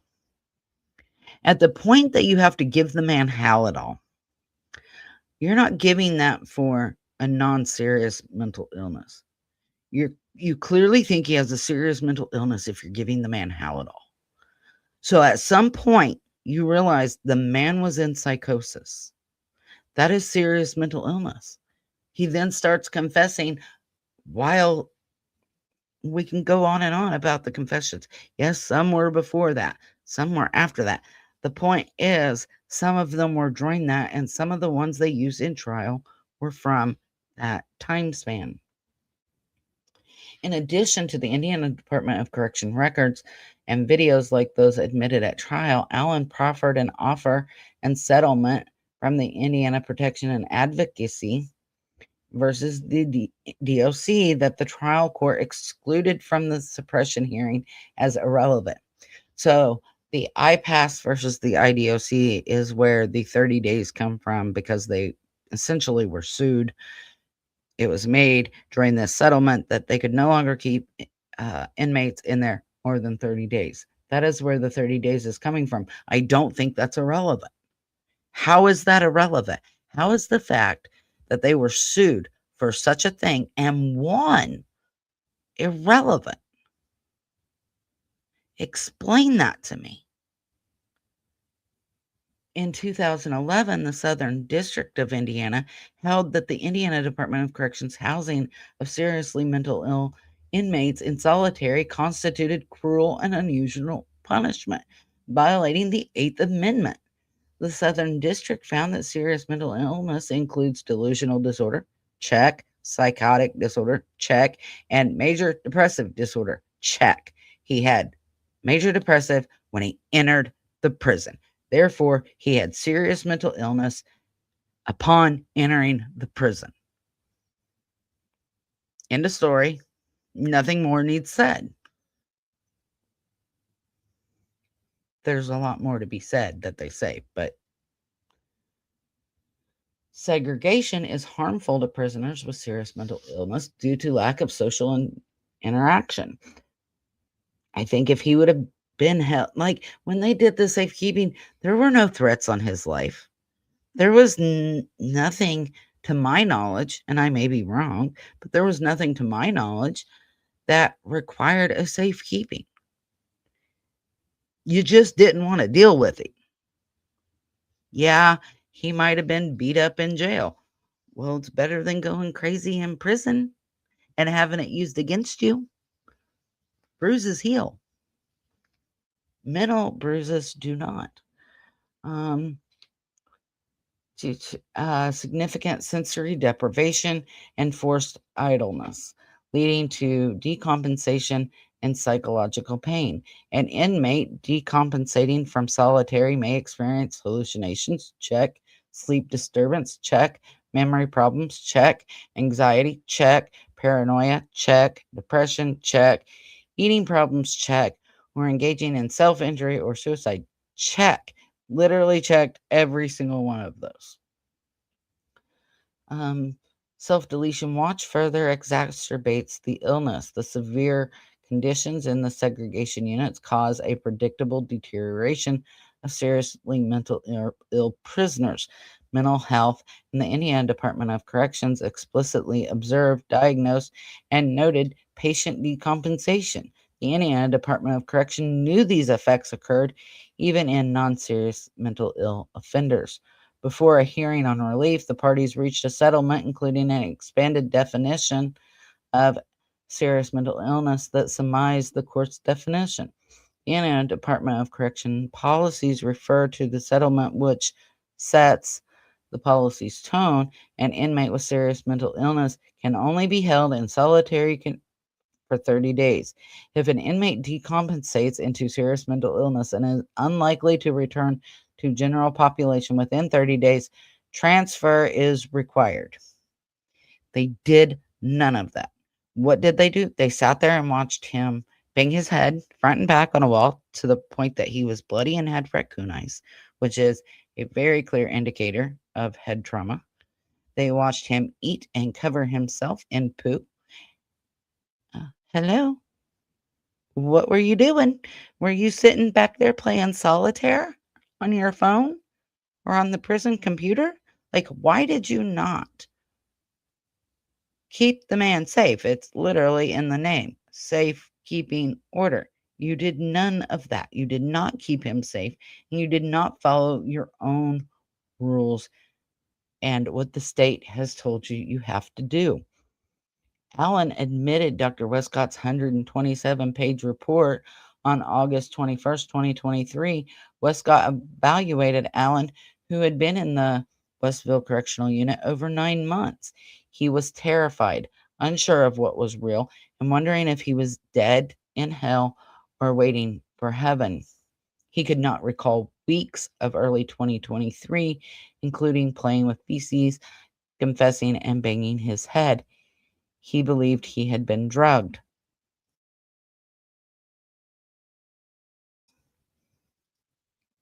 Tamarine says just lack of vitamin D from no sunlight in itself would make him decompensate. I agree.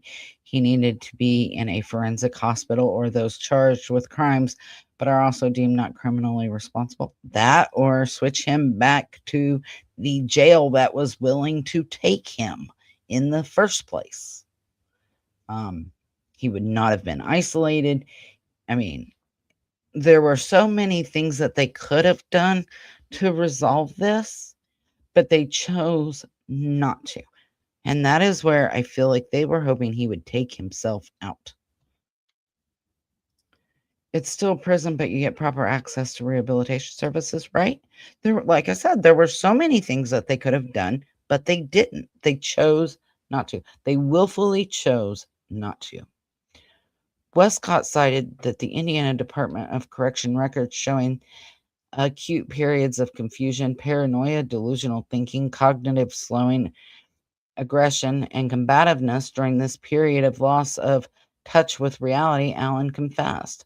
Westcott concluded Allen's psychosis stemmed from his major depressive disorder, his personality, and the well known effects of solitary confinement.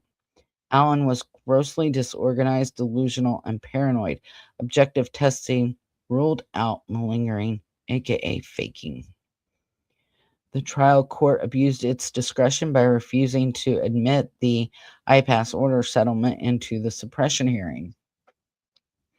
Evidence is relevant if it has any tendency to make a fact of consequence in determining the action, more or less probable than it would be without it.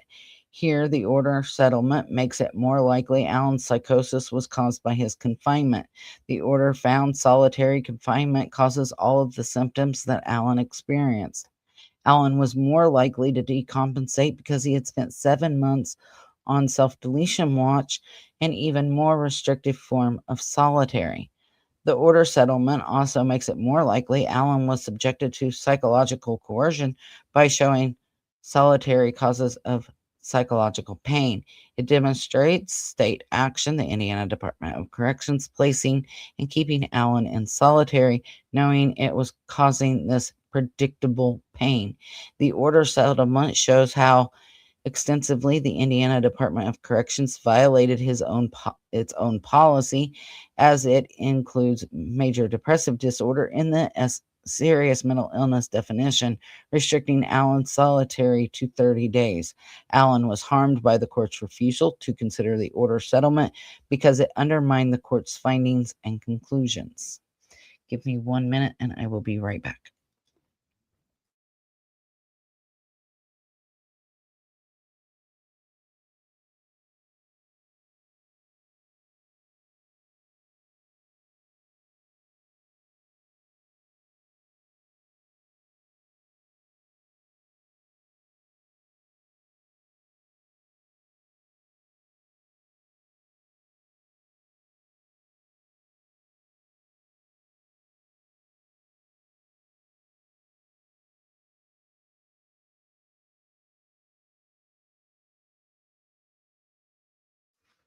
So, C, the state failed to prove Allen's statements made while gravely disabled were voluntary under Section 1, the U.S. Constitution.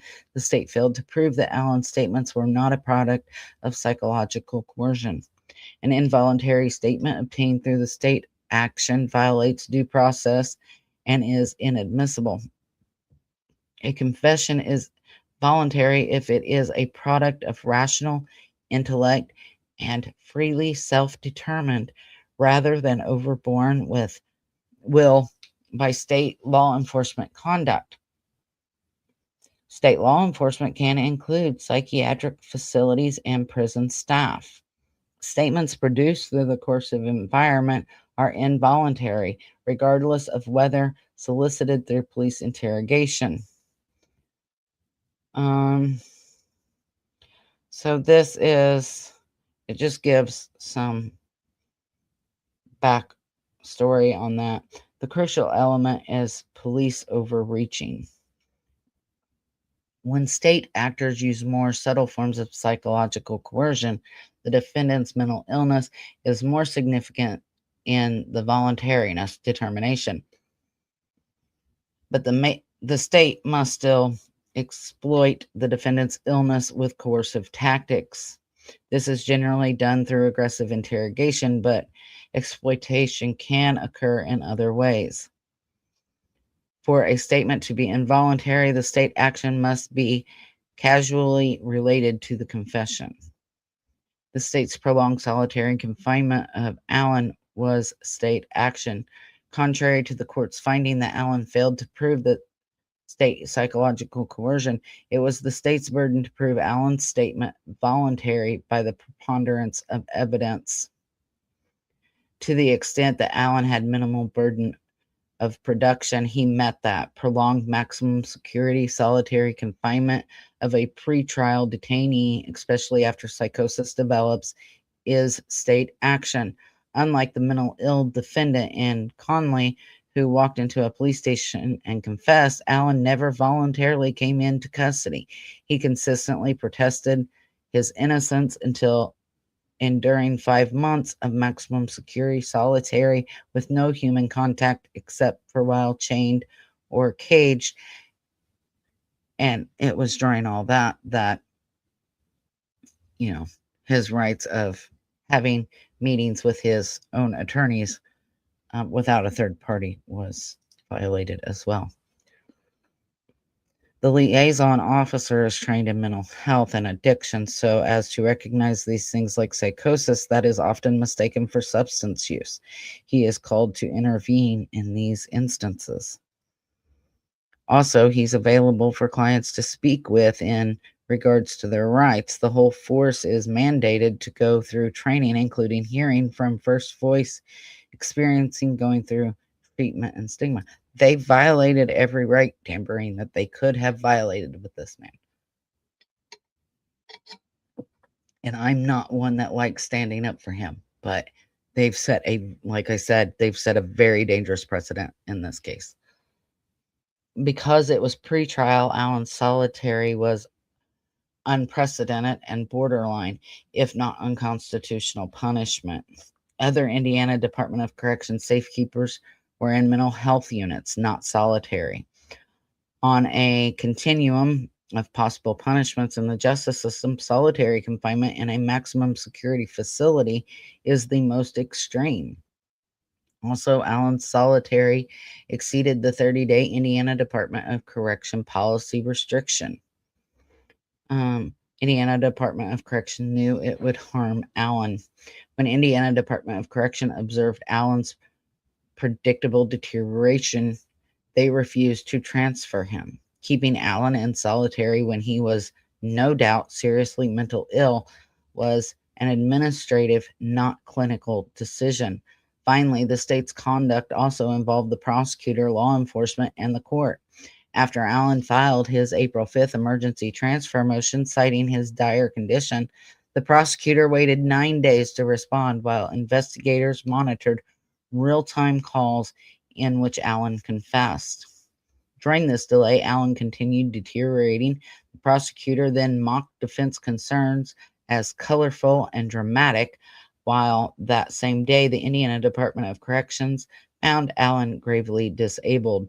Knowing Allen was decompensating, the court refused to transfer him, putting the onus on the Indiana Department of Corrections to provide care. It is fundamentally wrong to keep a gravely disabled Allen in solitary while using against him statements made to psychologists and self-deletion companions. 1 week later, the prosecutor sought all medical records, videos, and communications while confessions were ongoing. Monitoring and collecting his statements consumed hundreds of hours and produced over 60 confessions. The Indiana State Police interviewed inmates and guards and even sent a psychologist to speak with Dr. Walla. Allen showed more than sufficient state action. The state's prolonged pretrial solitary confinement was psychological coercion. I agree. Allen's solitary was psychological coercion because it was prolonged, caused psychological pain, and put him at the mercy of the state, who did nothing to help him, by the way. The prolonged nature is coercion because solitary confinement can bring a person to the edge of madness, perhaps to madness itself. This has been recognized in literature, law, and science. Solitary causes psychological trauma, including psychosis, hallucinations, and paranoia.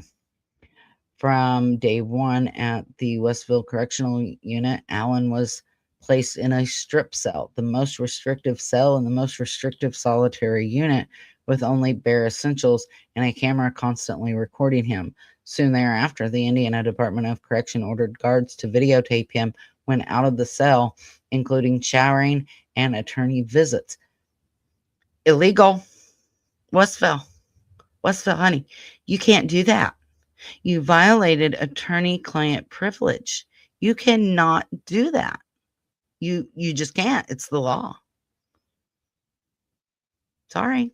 It's the law. You can't do that. Can't make up your own rules. Gravely disabled is an adult protection issue as well. I'm getting fired up now. He should have been deemed not able to help in his own defense. The word is escaping me right now. Competent. He was not competent at that point to assist in his own defense, but put somewhere safe to serve out his time is brutal. Yes. Like, now you get where I'm at, Tambourine. I am angered about this whole situation, but at the same time, I believe he's guilty. But the more I read, the more I'm on the fence about that issue. Yes, not criminally responsible, aka not competent to stand trial. Insane. I am thoroughly sitting on this fence at this point. Like, I'm really about to hop off of it.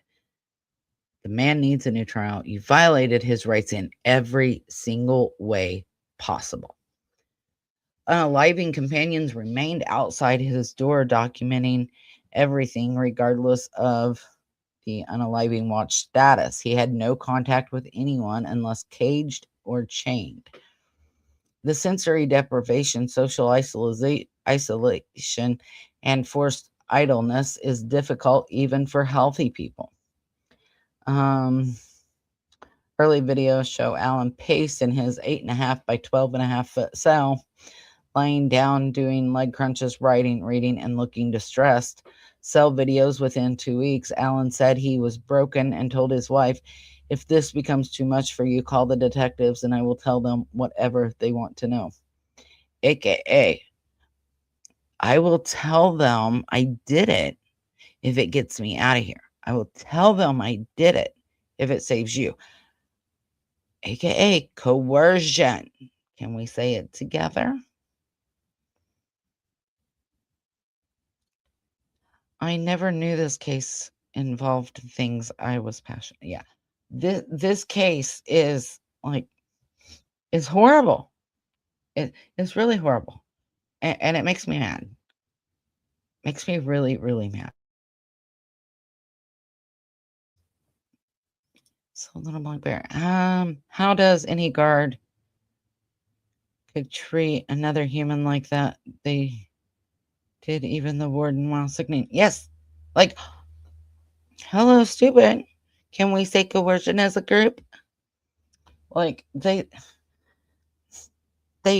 treated him like he wasn't even a person. Like, I honestly think they were hoping he would take himself out. I really do think that's what they were hoping for. Had Alan's solitary been 30 or even 90 days, he would not have decompensated, but it was 13 months. The prolonged solitary caused Alan predictable psychological harm, paranoia, nightmares, memory problems, confusion. It is undisputed Alan's deterioration to being gravely disabled and very psychotic, and the Indiana Department of Corrections involuntarily administering antipsychotics between April and late June. So, if you are administering Halidol, an antipsychotic, and you're forcing him to take it, then you know that he is gravely disabled. Then you know he's losing it. You know, like, it doesn't take a genius. It really doesn't. It's a wonder that he survived that place. It is. Because when trigger warning, let me just trigger warning.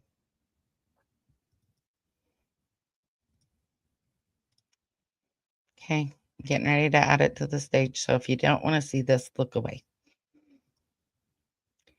He banged his head against a door and a wall on the front and the back, causing raccoon eyes. You can see the swelling. You can see the bruising. You can see the blood. Like, hello. And they sat there for over an hour. They stated it earlier. Go back. I don't know. I think it was in part 1. It might have been in part 2. But go back and watch them. They literally sat there and said, "We did nothing. We didn't care.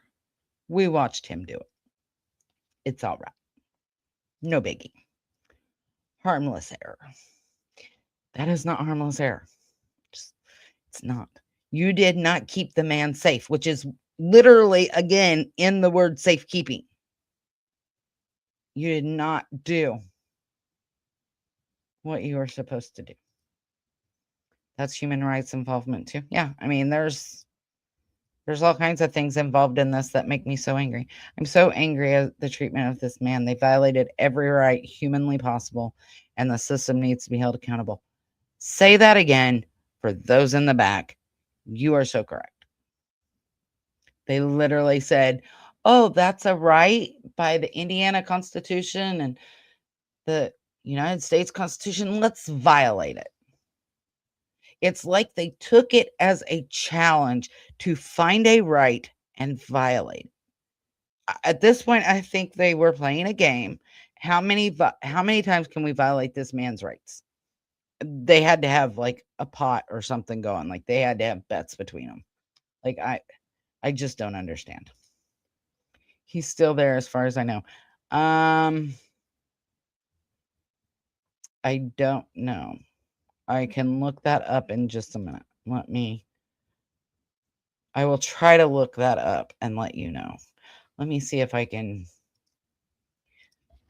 look it up real quick. I've got access to the Indiana DOC website. I don't have that. I don't have his number handy. So let me. Richard Allen. Middle initials M.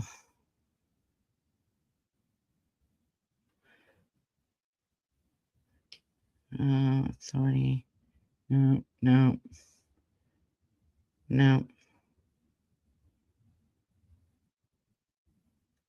It says out of state facility.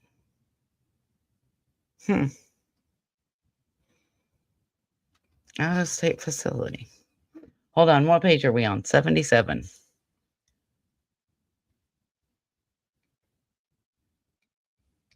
77. Don't forget 77, guys. Let me. Okay. Give me 1 second. I want to make sure I'm looking at the right Richard Allen.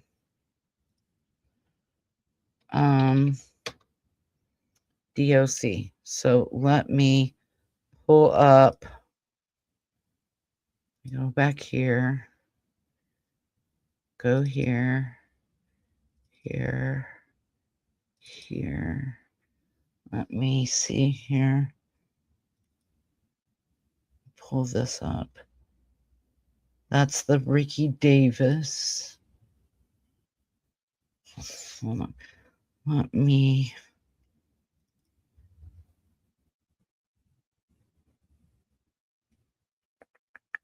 Not there. So I'll just pull this up like this. Because I know in the Ricky Davis thing, it was given his DOC number. Let me look here real quick. I'm pretty sure that's the right one that I'm looking at. I'm 98% sure.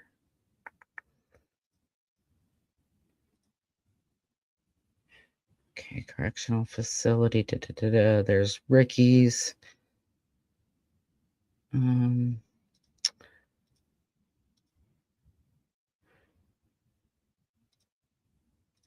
So I can't find like right this exact second.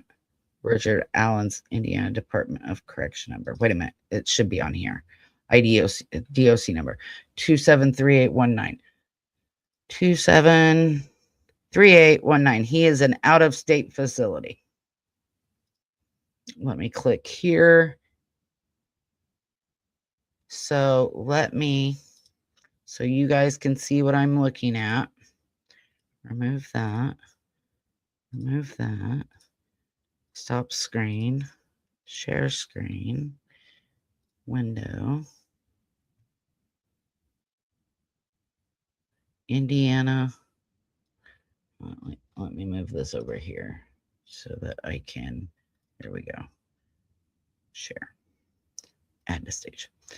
So let me make this bigger. Sorry, guys. Squirrel. ADHD moment. Can we all say ADHD? Melissa has it. So the recreation of the note to the person For Richard Allen, his DOC number is 273819. 273819. Richard Allen. Why they don't have Matthew in there or M, I don't know. Out of state facility. And there. So this is his DOC record. That was his date of sentence. 65 on that count, 65 on that count. So it just says out of state facility. So he's no longer within Indiana.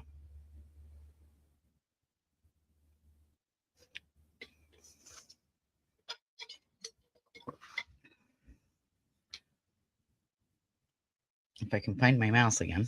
The possibility not saying is true that they pinned this on him as an easy target because of mental illness to cover for someone they knew. Possible. Maybe.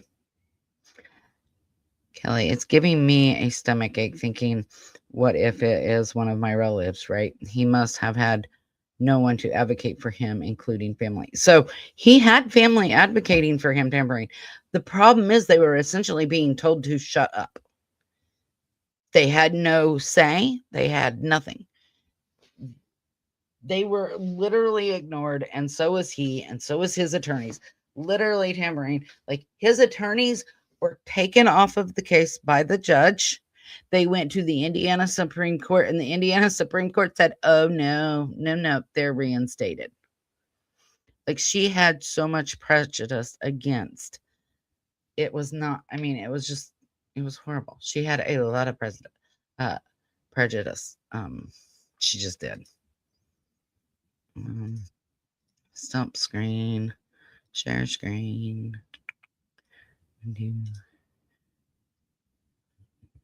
Yes. Okay. Hey, yes, ma'am. How are you? But yes, they literally. Oh,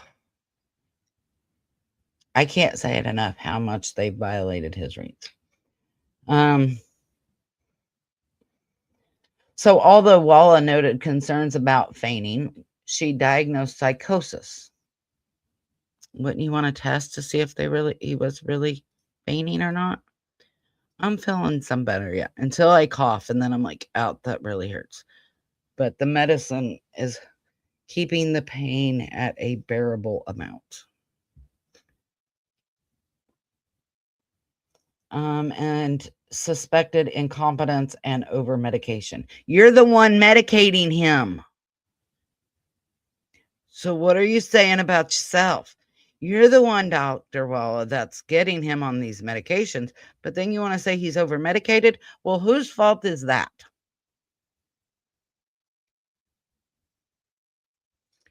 It's not. It's not fair to him or anybody else. It's not fair to anybody. Not just him, but like I said, setting a very dangerous precedence for this. They needed a human rights lawyer. They could still probably get one, in all honesty. So inhumane. All the people who dropped the ball needed to be exposed. And that's exactly what they did in this brief, and held responsible. Must be super corrupt in that area. Indiana is very corrupt. No idea about this case, but came over for a little listen. So essentially, yes, ma'am, to catch you up, Abby and Libby, they were 13 and 14. They went for a walk on a nice day in February, and they were abducted. And Libby took a video of Bridge Guy. Richard Allen came forward and said, hey, I was on the trail. He was marked cleared in 2017 and 2022, 2021, I forget. Anyway, they came back and they're like, oh, this should not be cleared. We're going to look at this guy again. Essentially, he was found guilty, but they violated his rights. If you want to look at what I've gone over so far, I've done most of the state's response to this in part 1 and part 2. But they are essentially saying, oh, this man's got a right, let's violate it.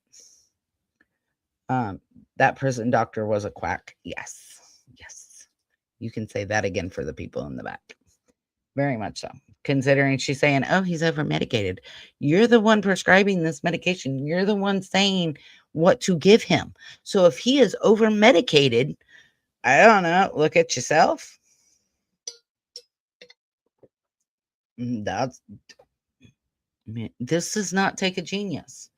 And the Westville Correctional Unit only monitored Alan's mental health. No, you didn't. No, you didn't. Or you would have took action when he was harming himself and eating feces. He was playing in his poo. He was saving it in his mouth for later. I don't know. Seems pretty psychotic to me. I don't care how much I'm faking. I ain't eating my own poo. I am not saving it in my mouth for later. No. No. Talking with a psychologist while shackled in a cage is not treatment. I think you could go with one or the other. If he's in a cage, he doesn't really need to be shackled. But I mean, really all you do is talk. So I don't know that I can take the defenses back on that one. On that there. Solitary put Alan in a constant state of vulnerability. Solitary confinement has long been recognized as psychologically coercive, equated to the rack, the thumbscrew, and protracted questions. Pretrial solitary is punishment already underway and conveys without the necessity of spoken words the implied threat of further punishment. It does not matter why a defendant was in solitary, whether justified or whether the prison planned further punishment. In this harsh environment, Dr. Walla controlled all aspects of Alan's life, including whether or not he got bedding, clothes, meal items, books, personal items, and utensils.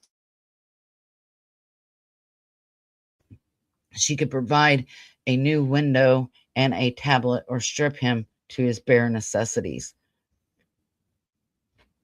Privileges were contingent on pleasing her. Whether Walla had ill intent is irrelevant. Now, let's not forget, for those that don't know or don't remember, one, Dr. Walla was not only following this case on social media, but was in these chat rooms actively commenting when she was treating Alan about the case.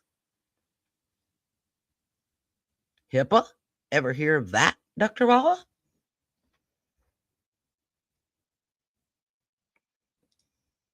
I had the chance to go there with a work for conference. Glad I didn't. Went to Minneapolis, Minnesota instead. Mental health conference. How freaking ironic. I'm telling you, Indiana is corrupt. Okay, to prove how corrupt Indiana is, if you look me up on my criminal record, one of the things you will see, two things you will see, but one of them you will see, is the fact that I went to jail for contempt of court. How did I find myself in that situation? I was going through a divorce. The judge had been caught in our state capital in Indianapolis with cocaine and prostitutes in his vehicle. The cocaine, by the way, was on him. He stayed on the bench. They erased it. So when I went to court, I brought this up and I said, you're an idiot and I want a new judge. Because of these facts, I want a new judge. You're clearly biased, and brought this up. He said, and now this was outside, like afterwards that I had brought this up. I was like, I want a new judge after his ruling that day. I told him, I said, you're biased. I want a new judge. You're a fucking idiot. I said, you were found with cocaine and prostitutes in Indy. I said, you had it swept under the fucking rug. I said, I want a new judge. If you bring that up again, I'm going to have you sent to jail for contempt. I said, what about your drugs and prostitution that you had swept under the rug? I said, we're outside of the courthouse, or we're outside of the courtroom. I said, I'm not in court. I don't have to respect you. What did he do? He threw me in jail, told me if I would apologize, I could get out of jail. Well, after, the holding, they're allowed to hold you for like 72 hours. He had to let me out of jail. Did I apologize? No, I did not. Why? Because I was not in contempt of court. I was not in the courtroom itself, and I had every right to talk to him the way I did. Then I went and campaigned against him, not for myself, but for somebody else, and got that judge in and him out of office. And he got in some trouble. Were they found deceased? Yes, the girls were found the next day on Valentine's Day, 2017, deceased. They were found on Ron Logan's property. That's also a symptom of dementia. So look what he was driven to. How does one ever recover from that? I don't know that he ever will. Forcing medication is illegal as well without a community treatment order. I don't know. Oh my God. Why wasn't he removed from the bench for his own conduct? Good for you. Like I said, corrupt. Indiana is corrupt. Our lawyers are, most of our lawyers, not all, a lot of them are corrupt. A lot of our judges are corrupt. A lot of our police departments are corrupt. We literally had a city chief of police get in trouble for having relations with somebody between the ages of 16 and 17, or well, 15 and 17. She was 16 at the time. He stayed chief of police for many years. And in fact, now wants to be that same county sheriff. Hell no. I will do everything I can, Kelly, to keep you out of office. Mark my words. I still remember when you threatened to strip search me on the side of the road, and I told you good luck, all because I had my EMS radio on my side while I was in uniform coming home from work. They are corrupt. So many counties and cities in Indiana are corrupt. We have had, what are those people called? DCF workers put in jail because of CSAM on their not work computers. Like, corrupt. I can't say it any better than that. They are corrupt. And unfortunately, with this case, they've, like I said, created a very dangerous precedent, in my opinion. Privileges were contingent on pleasing her. Whether Walla had ill intent is irrelevant. It is what Alan thought and what solitary confinement did to him or would do to many of us. After confessing to Walla on May 3rd, he asked for his property back, and she indicated she needed more consistency. So you confess, you give us all the information, and then I'll give you your things back. That is the very definition of coercion. Senator McCain, a prison camp supervisor, explained solitary crushes your spirit and weakens your resistance more effectively than any other form of mistreatment. Allen entered solitary confinement compromised. He left broken. Allen's confessions were a product of solitary-induced psychosis, not rational intellect. Indiana Department of Correction records show that Allen continued to suffer from psychosis. You mean psychosis? Allen continued to suffer from psychotic during the times he confessed. I think they meant psychosis there. Can you fix that, defense? Because that bothers me. My OCD won't let me read that the way you have it written very well. On April 5th, when he confessed to Dr. Walla, he was not eating or sleeping and was drinking from the toilet. On May 3rd, when he confessed, Allen had symptoms of paranoia and disorientation, despite Walla claiming he presented as more organized than he has been. The day before, he was confusing nightmares with reality and claiming that he had started World War III. And I just remembered squirrel. Yes, Kelly. And Dr. Walla trashed all her notes. That she did, in fact, do. Just remembered you had posted that, and I meant to come back to it. 2 days before he was too disjointed to hold a conversation, days earlier, he covered himself in feces and claimed he was King Michael. His confessions to guards occurred during bizarre and psychotic behavior. Guards believed he was faking, but they are not clinicians, and Dr. Westcott found no malingering through objective testing. Allen confessed to his family on April 3rd, May 10th, May 17th, and May 25th, June 11th.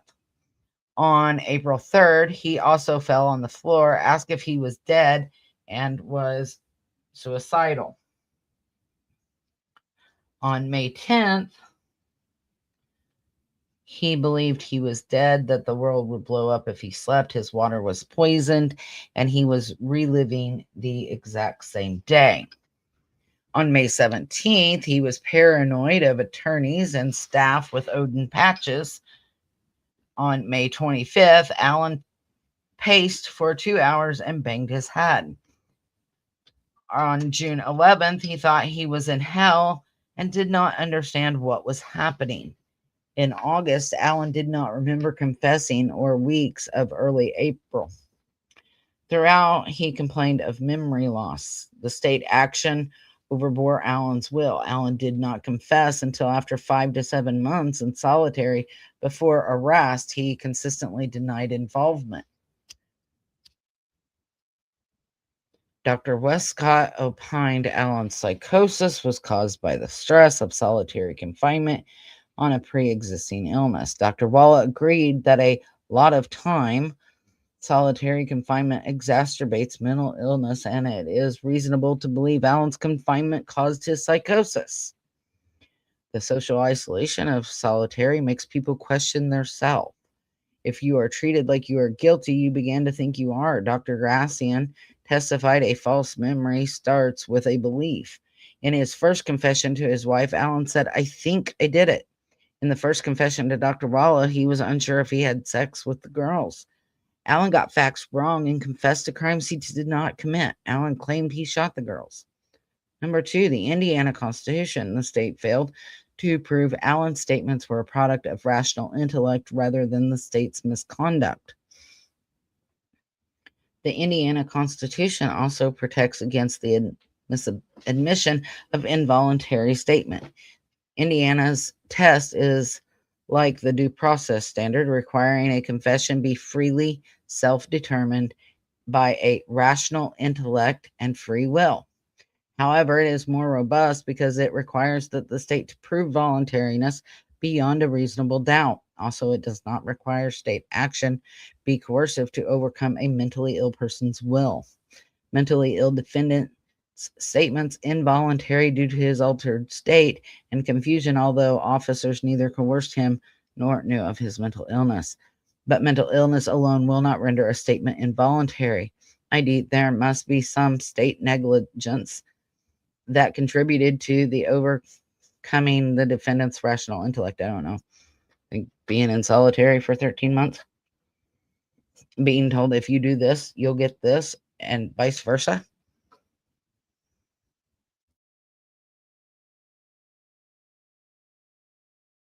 So let's see.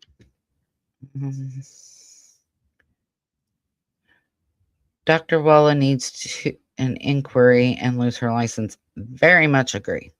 What she did was illegal. Yes, there was a targeted group effort to take this man down. Cannot agree more. Here, the Indiana Department of Corrections refusal to apply their 30-day policy to Allen and to transfer him after he deteriorated is at minimum negligent. State conduct that caused Allen's psychosis and confessions, and the prosecutor's delay and the trial court's refusal to set a timely hearing exacerbated the deterioration. This is conduct that our Constitution cannot tolerate, regardless of whether the whether it constitutes coercion under federal due process. Also, the evidence does not show the statements were a product of rational intellect beyond a reasonable doubt. Allen was considered gravely disabled through June 16th, when he received his last emergency injection due to self-harm. Though Wallace sometimes described Allen as more coherent or his symptoms not significant, the state cannot have it both ways. Allen decompensated to the point of forced medication but remained rational beyond a reasonable doubt. Even if Allen could occasionally hold a conversation, it does not render his confession voluntary. Now, we are at the end of page 81. So I'm going to stop here for the night. And I know Shar is out of town because her grandbaby turns 2 this weekend. So tomorrow night, it'll probably be a little earlier than it was tonight. But tomorrow night, we'll do part 4 and get through a little bit more of this. So thank you for everybody who came in. And as soon as I find it, there it is. So we'll go through more of this. I just don't know what to say at this point. So I will talk to you guys later. Thanks.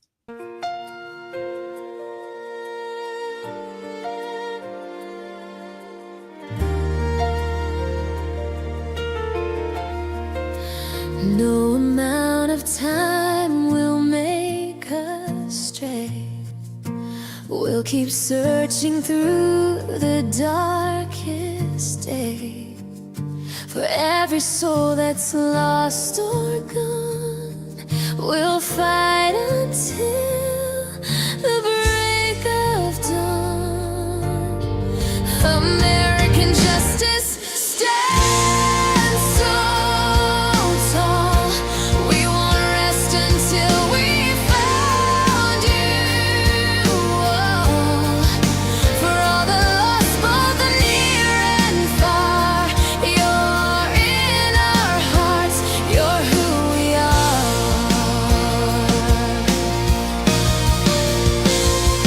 Through the nights and through the pain, we will say your name again. Every step we take is true as we continue to search for you.